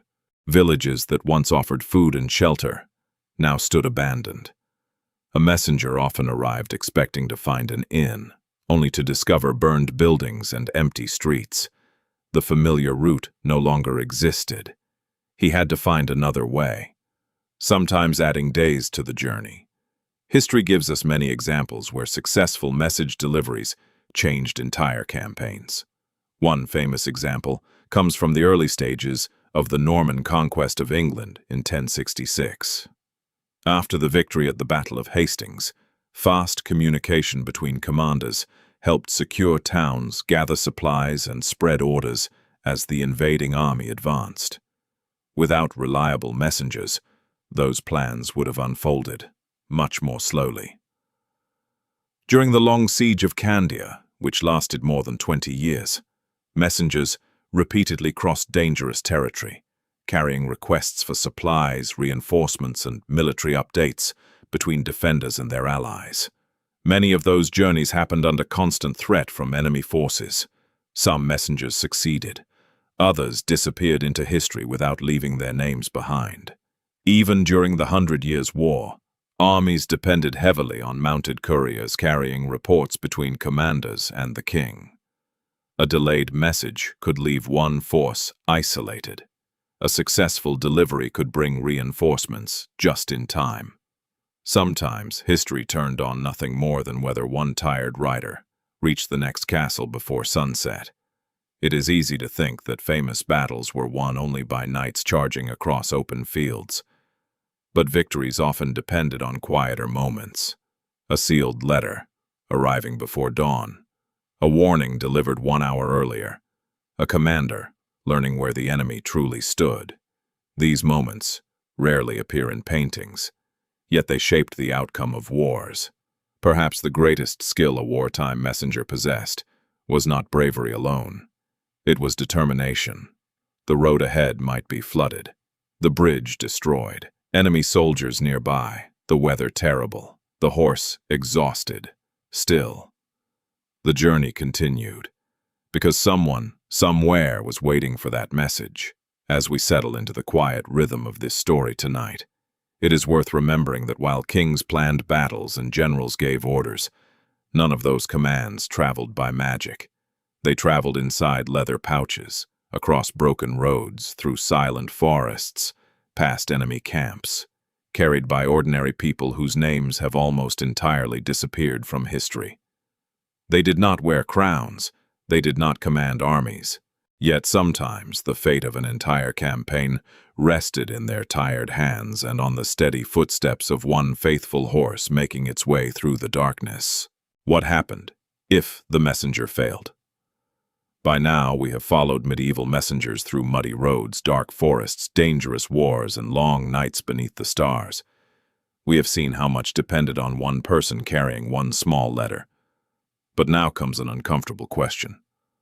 What happened if the messenger failed? Not every journey ended with a successful delivery.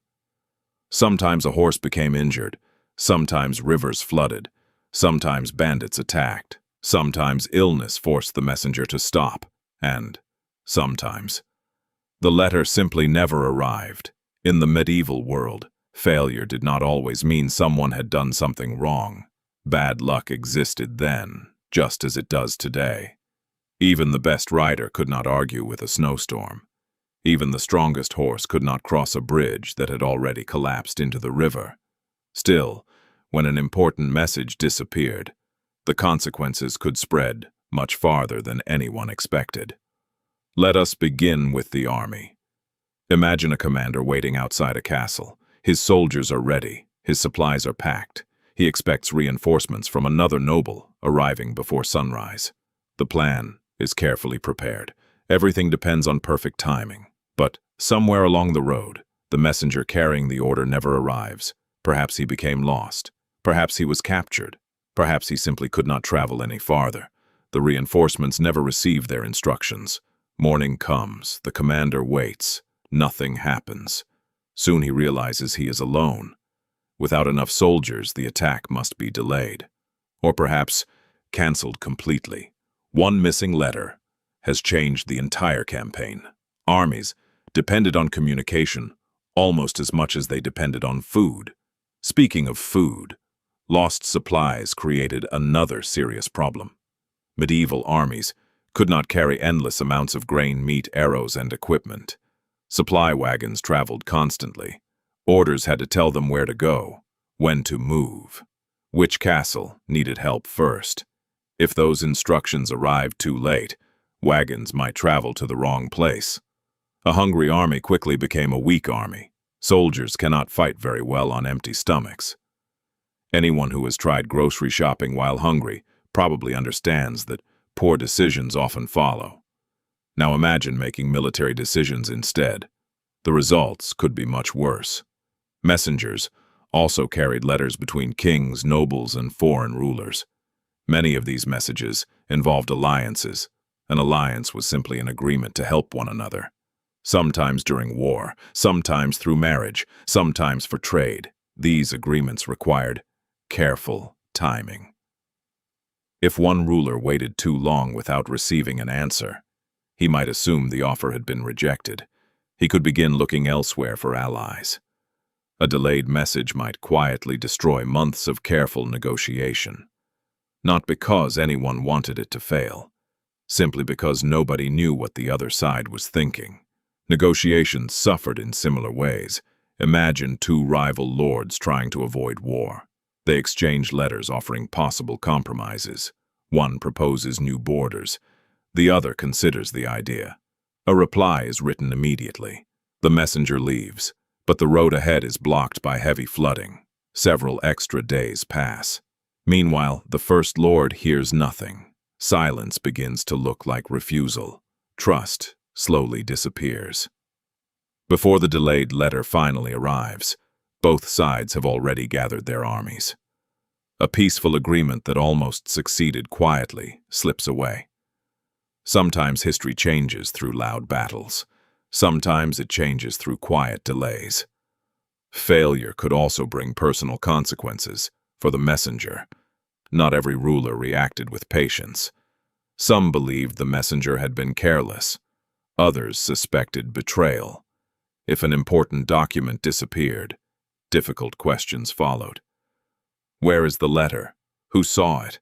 Why did it arrive late? Did someone accept a bribe? In cases involving military secrets or royal orders, suspicion could become dangerous. Some messengers faced imprisonment while officials investigated what had happened. Locked inside a cold stone cell, they waited while others decided whether they had been unlucky or dishonest. The difference mattered greatly. If the investigation suggested deliberate betrayal, the punishment could be much harsher. Throughout the Middle Ages, rulers sometimes ordered executions for people found guilty of treason. Knowingly delivering military secrets to the enemy was considered one of the gravest crimes. Not every failed messenger faced such an extreme ending. Far from it. But the possibility existed, especially during times of war when fear and suspicion ran high. Even if a messenger escaped prison or execution, another loss remained: royal trust. As we have seen throughout this documentary, trust was the foundation of the entire profession. Kings chose messengers because they believed they were honest, reliable, loyal. Once that confidence disappeared, rebuilding it was difficult. A messenger who repeatedly arrived late or lost valuable documents might never receive another important assignment. Instead, someone else earned the opportunity. In many ways, losing a ruler's trust ended a messenger's career, even if he remained free. Of course, wise rulers understood that accidents happened. A flooded river was nobody's fault. Neither was a sudden illness. Some kings recognized the difference between bad luck and poor judgment. Others were less understanding. Fortunately, history also gives us examples where successful deliveries prevented disaster. During many medieval wars, fast-moving couriers reached commanders just before battles began. Their messages redirected armies toward safer positions, called for reinforcements, or warned of surprise attacks. These letters rarely became famous, yet without them, the outcome might have been completely different. Historians often remind us that major events sometimes depend on surprisingly small moments. One delayed rider, one broken bridge, one storm, one wrong turn. It sounds almost impossible. How could a single letter matter so much? But imagine trying to organize an entire kingdom without phones, radios, or computers. Every important decision traveled inside a leather pouch. Every answer required another journey. Every delay created uncertainty. The medieval world moved at the speed of people and horses. Nothing faster. That made every messenger important, and every successful delivery valuable. Perhaps that is why rulers invested so much effort into choosing trustworthy couriers.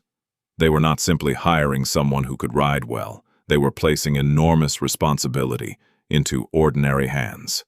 Hands that carried orders affecting castles, armies, markets, churches, and entire kingdoms.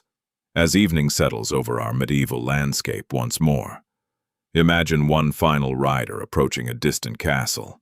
His horse is tired, his boots are muddy. The journey has taken longer than expected, but tucked safely beneath his cloak, the wax seal remains unbroken. The letter is still there, waiting, because somewhere beyond those stone walls, someone has been waiting for days to receive it. And in the medieval world, where history often moved one letter at a time, arriving just a little too late could sometimes change everything. The slow birth of organized postal systems. For most of our journey tonight, we have followed one lonely messenger, riding across muddy roads, with a single letter tucked safely inside a leather pouch. It is a simple picture. One horse, one rider, one destination. But history rarely stands still.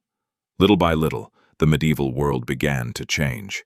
Kings wanted quicker communication. Merchants wanted safer business. Churches wanted stronger connections. Universities wanted to share knowledge. Without realizing it, all of these groups were helping build something entirely new: The first organized postal systems. It did not happen in a single year. No king woke up one morning and announced, "Good news, everyone, your local post office opens tomorrow." Instead, the change came slowly, very slowly, like a tree growing one branch at a time. The first important step came from royal courier services.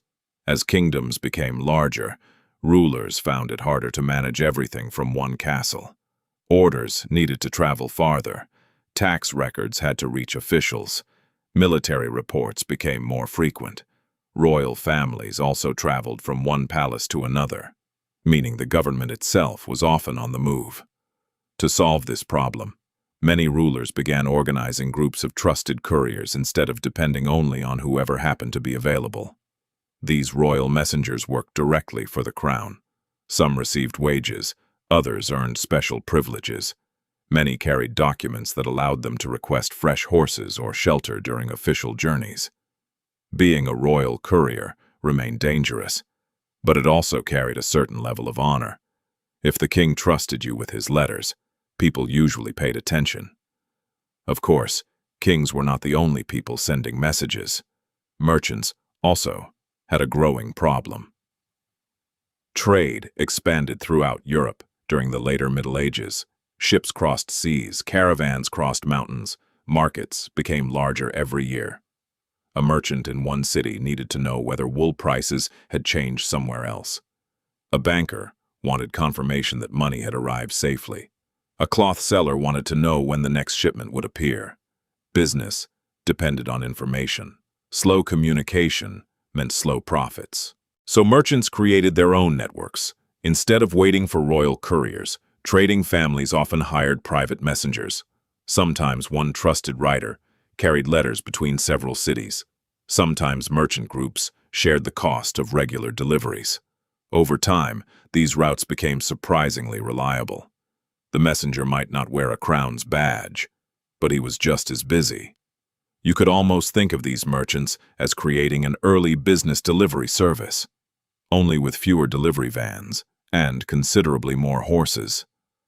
Another place where letters became increasingly important was the university. During the Middle Ages, famous centers of learning began attracting students from many different regions. Places like the University of Bologna, the University of Paris, and the University of Oxford welcomed scholars from across Europe. Students often traveled hundreds of miles. Teachers exchanged ideas through letters. Books were copied by hand. Questions about law, medicine, philosophy, and religion moved from one city to another. Universities needed dependable ways to send correspondence. Some schools arranged regular messengers between important academic centers.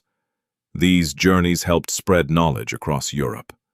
A new idea written in one city could eventually reach another scholar many days away. Without those letters, learning would have moved much more slowly. Monasteries also played a major role. Throughout the medieval world, monks lived in religious communities, connected by shared beliefs and traditions. Many monasteries copied books by hand. Others kept careful records. Abbots exchanged letters about church matters, local events, and practical concerns. Pilgrims traveled between religious houses carrying news. Trusted brothers delivered official correspondence from one monastery to another. Because monasteries were spread across wide areas, they quietly formed one of the most dependable communication networks in medieval Europe. Travelers often found food and shelter there. Messengers found safe places to rest. Letters found careful hands. It was another small piece of the growing communication puzzle. As more groups created regular routes, something interesting happened. Certain roads became known for carrying messages again and again. These slowly developed into early postal routes. No colorful mailboxes stood beside the road. There were no postage stamps, no delivery tracking, no cheerful notice saying your package would arrive between 2 and 4 in the afternoon. Instead, people relied on familiar paths that experienced couriers knew well. Some roads connected major royal cities. Others linked trading centers. Many followed routes already used by pilgrims and merchants. The more often these roads carried letters, the more organized the system gradually became.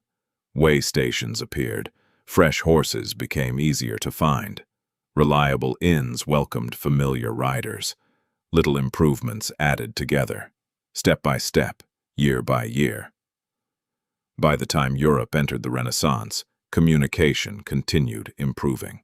The Renaissance brought growing cities, expanding trade, stronger governments, and new interest in science, art, and learning. All of these developments increased the demand for faster communication. Some rulers invested more heavily in official courier services. Merchant families expanded their private networks even further. Bankers handling large sums of money needed dependable information almost every day. Printing also began, changing the world. Books became easier to produce. Written communication grew more common. As literacy slowly increased, more people depended on letters than ever before. One famous example came from the wealthy house of Thurn and Taxis. Beginning in the late 15th and early 16th centuries, members of this family helped organize extensive postal routes across large parts of Europe. Their network connected royal courts, merchants, and government officials through scheduled courier services. While this happened after much of the medieval period, it built directly upon the roads, relay stations, and messenger traditions developed during the Middle Ages. In many ways, they inherited centuries of experience. When we send a letter today, the process feels almost ordinary. We write an address, place the letter into a mailbox. Soon it begins an incredible journey involving sorting centers, trucks, airplanes, and postal workers. Most of us never stop to think about how this system came into existence. Yet its roots stretch back hundreds of years. Back to muddy roads, wax seals, leather pouches, relay stations, patient horses, and countless unnamed messengers who carried information one careful mile at a time. Those medieval couriers probably never imagined a future where letters could cross oceans in days, or where messages could appear instantly on glowing screens small enough to fit inside a pocket. To them, such ideas would have sounded like magic. But every modern system begins somewhere. The organized mail services we know today did not suddenly appear from nothing. They grew from small improvements, repeated over generations. Kings organized trusted riders. Merchants built dependable routes. Monasteries exchanged letters. Universities shared knowledge. Road by road, letter by letter, journey by journey. Together, they created the foundation of something much larger than themselves. So, as our messenger disappears once more into the distance, riding along a familiar road beneath an open medieval sky, it is worth remembering that he is carrying more than one sealed letter. In a quiet way, he is also carrying the future. Because every successful journey, every trusted delivery, and every carefully protected message helped shape the communication systems that would one day connect entire nations, and eventually, the world itself. Why so many forgotten jobs vanished tonight? We have met many people who rarely appear in history books. The messenger, the ferryman, the blacksmith, the stable keeper, the gong farmer, the rat catcher, the town crier, and many others whose work quietly kept the medieval world running. For hundreds of years, these jobs were not unusual. They were necessary. Entire towns depended on them. Kings depended on them. Travelers depended on them. But today, most of these professions no longer exist. So what happened? Did people simply wake up one morning and decide they no longer needed them? Not at all. The truth is much quieter. Over many centuries, the world slowly changed. Each new invention solved an old problem. Each improvement replaced a task that once required human hands. No single event ended these forgotten occupations. Instead, they faded away one by one, like candles growing dim as the sun begins to rise. One of the biggest changes came from better roads. For much of the Middle Ages, roads were rough. Many were little more than dirt paths winding through forests and fields. Heavy rain turned them into deep mud. Broken bridges forced long detours. Travel was slow and unpredictable. As governments became stronger, many rulers invested more money in roads. Old bridges were rebuilt with stone. New routes connected growing towns. Roads became wider, safer, and easier to travel. For messengers, merchants, and ordinary travelers, every journey became a little less difficult. The better the roads became, the less people needed local guides to help them navigate dangerous paths. Travel itself slowly became more reliable. Then came one of the greatest inventions in history, the printing press. Before its arrival, nearly every book and official document had to be copied by hand. Monks spent countless hours carefully writing each page. Scribes worked patiently with ink and parchment. Books were rare, expensive, and slow to produce. Then, during the 15th century, the printing press changed everything.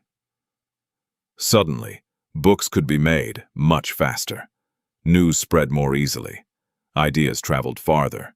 Written information became available to more people than ever before. The demand for literacy slowly increased. More people learned to read. More people began writing letters. Communication itself expanded. Ironically, this did not eliminate messengers right away. Instead, it created even more written material that needed to be delivered. But over time, it encouraged larger and better organized postal systems. Another major change was the rise of professional postal services. Earlier in our story, we saw how kings, merchants, monasteries, and universities each built their own communication networks. Eventually, many governments realized something important. Instead of having many separate systems, why not create one organized service? Professional postal workers replaced many independent couriers. Regular delivery schedules appeared. Official routes expanded. Post stations became more common. People gradually knew when letters would leave and when they would arrive. Well, usually. Even modern mail occasionally enjoys taking the scenic route. Still, communication became far more dependable than it had been during the medieval period. Governments themselves also became larger and more organized. Early medieval kingdoms often relied on local nobles to solve many problems. Communication between distant regions could be slow. Records were limited. Rules varied from place to place. As centuries passed, governments hired more officials. They collected better records, created larger offices, organized taxes more carefully, maintained standing armies. All of this required better communication. Instead of depending on one trusted messenger carrying a leather pouch, governments built entire systems with hundreds or even thousands of workers. The individual messenger slowly became one small part of something much larger. Cities also changed. During the Middle Ages, much of the population lived in small villages. Later, towns grew larger, trade increased, more people moved into busy urban centers. This process is called urbanization. Larger cities created new jobs while making others unnecessary. A town crier, for example, worked well in a small community where everyone gathered in one marketplace. But as cities expanded, newspapers, printed notices, and official offices became far more practical. The town crier's loud voice could no longer reach everyone. The city had simply grown too large. Another important improvement involved sanitation. Earlier tonight, we spent some time with the unfortunate gong farmer. His work was unpleasant, dangerous, and absolutely necessary. But over the centuries, towns developed better ways to handle waste. Underground sewers expanded. Improved drainage reduced standing water. Public health slowly improved. Modern plumbing eventually replaced many old privies. As sanitation systems became more advanced, there was far less need for workers to empty waste pits by hand. The gong farmer quietly disappeared from everyday life. Few people missed the smell. The same pattern happened with many other occupations. Better veterinary care reduced the need for some traditional animal workers. Improved medicine replaced old practices like widespread leech collecting. Professional police forces took over some duties once handled by local watchmen. Technology rarely erased every job overnight. Instead, it slowly changed what people did each day. Perhaps the biggest transformation of all arrived with the Industrial Revolution. Factories appeared, steam engines powered machines, railways connected distant cities. Production increased dramatically. Travel became much faster. Communication improved once again. A letter that once traveled on horseback could now move by train. Goods crossed countries in days instead of weeks. Entire industries changed.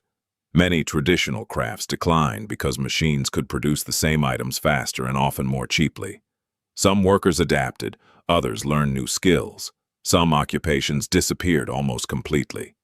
This happened not because the workers failed, it happened because the world around them kept changing, and that may be one of the most important lessons history can teach us.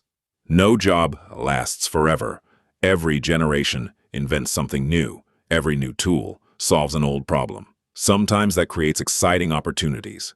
Sometimes it quietly closes the chapter on professions that once seemed impossible to live without.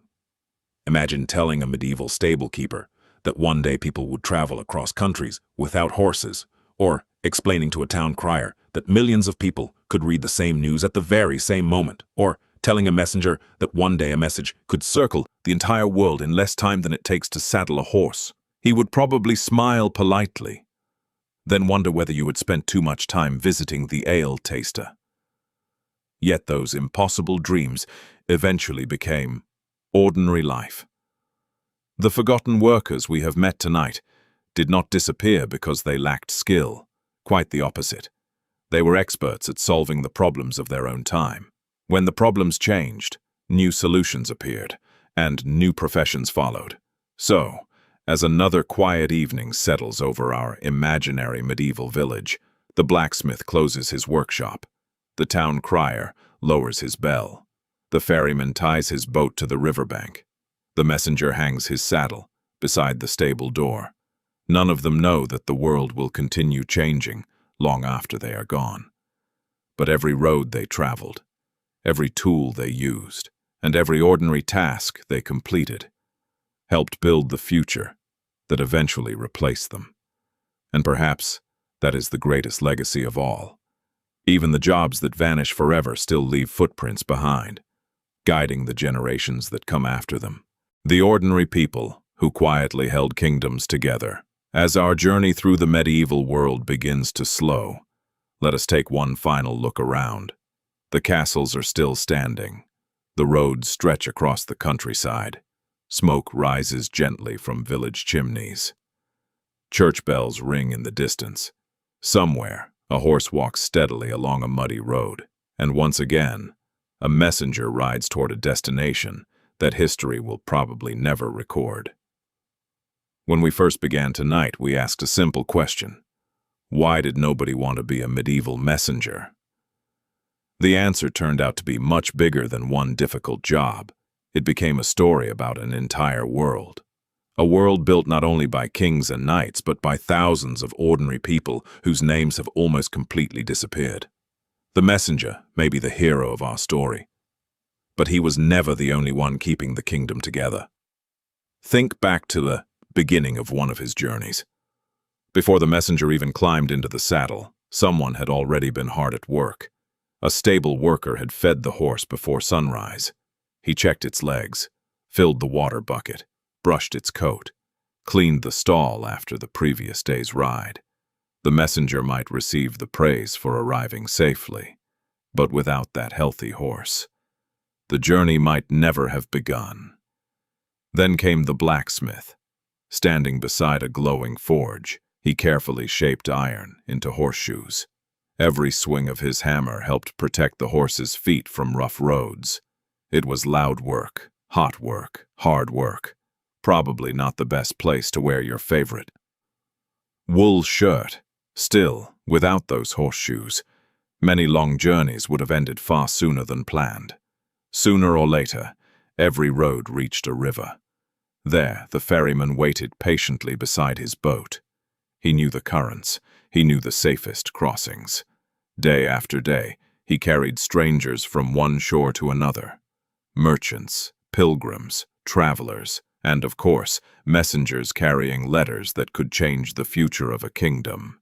His boat rarely appeared in paintings of great historical events. Yet many important journeys would have stopped at the water's edge without him. The roads themselves needed constant care. Road builders and repair workers rarely received thanks for their efforts. Heavy rain washed away dirt. Wagons dug deep ruts into the ground. Fallen trees blocked the path.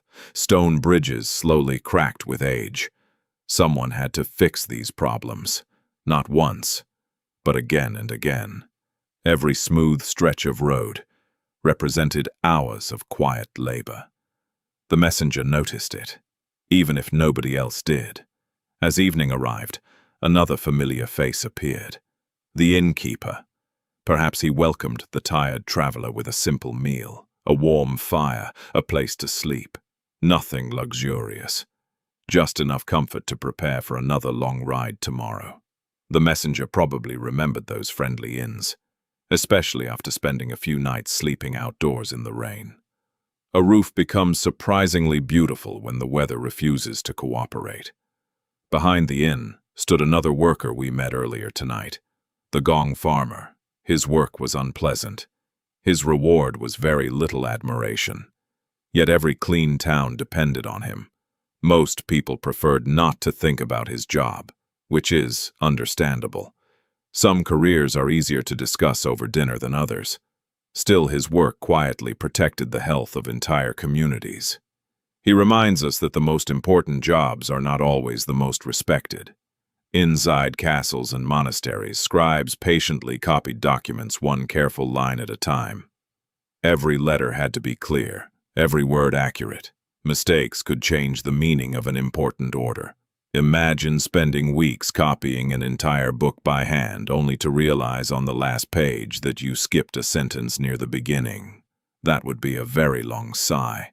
Scribes preserved knowledge, recorded laws, copied religious texts, prepared official letters.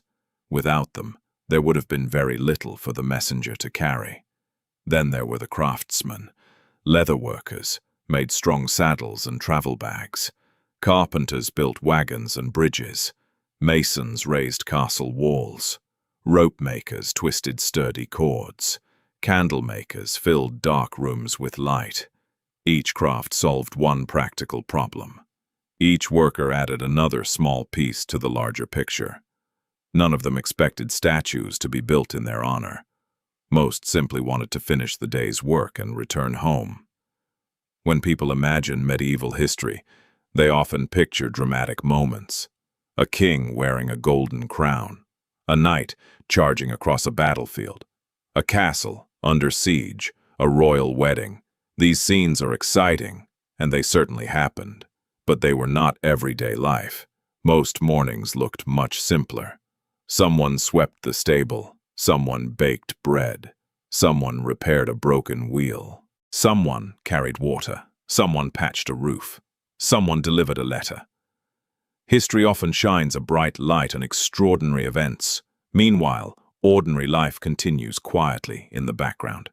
Yet without those ordinary moments, extraordinary events could never happen. A king cannot rule without food reaching the castle. A knight cannot ride without a healthy horse. An army cannot march without supplies. A royal order cannot change anything until someone delivers it. The medieval world depended on teamwork, not the kind of teamwork celebrated with cheering crowds. The quieter kind, the everyday kind, the kind built through trust, patience, and steady effort. Perhaps that is why these forgotten jobs deserve our attention. Not because they were glamorous, most certainly were not. Not because they made people rich, many did not. But because they remind us that every great civilization rests upon ordinary people doing ordinary work remarkably well. The messenger trusted the stable worker. The stable worker trusted the blacksmith. The blacksmith depended on miners digging iron. The innkeeper welcomed travelers using food grown by farmers. One job connected to another, like links in a very long chain stretching across the kingdom. Remove enough links, and the entire system begins to fail. As modern people, we often enjoy technologies that make life feel effortless. Messages arrive in seconds. Roads are paved, bridges are strong, lights appear with the flip of a switch. It is easy to forget how many generations of workers slowly built the foundations of the world we know today. Their names have faded, their tools have rusted away. Many of their professions no longer exist, but their influence remains. Every organized postal service began with trusted couriers. Every modern highway traces the idea of connecting distant places. Every public service grew from people quietly solving everyday problems. So as the evening grows darker and the last messenger disappears beyond the hills, remember this: the Middle Ages were never held together by kings alone. Crowns could issue commands. Knights could defend castles. But neither could succeed without the countless ordinary workers who saddled the horses, repaired the roads, lit the candles, copied the letters, rowed the boats, cleaned the streets, welcomed weary travelers, and quietly carried the weight of daily life upon their shoulders. History often remembers those who wore crowns, but perhaps it is worth pausing just for a moment to remember those who carried the letters, repaired the roads, lit the candles, and made ordinary life possible. Because without them, there would have been no kingdom left for the kings to rule.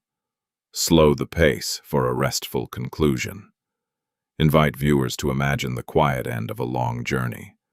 A weary messenger arriving at a castle after days of rain and rough roads, handing over a sealed letter before disappearing into history without fanfare. Remind the audience that medieval life was shaped as much by ordinary labor as by grand battles and royal courts. The forgotten professions explored throughout the documentary reveal a world where every task, no matter how humble, helped keep society functioning. Close with a gentle reflection. As the castles grow quiet and the horses rest in their stables, countless unnamed workers fade back into the pages of history. Though few chronicles remember them, their footsteps once connected kingdoms, carried hope, delivered warnings, and quietly stitched together the medieval world. And tonight, perhaps, they deserve to be remembered once more.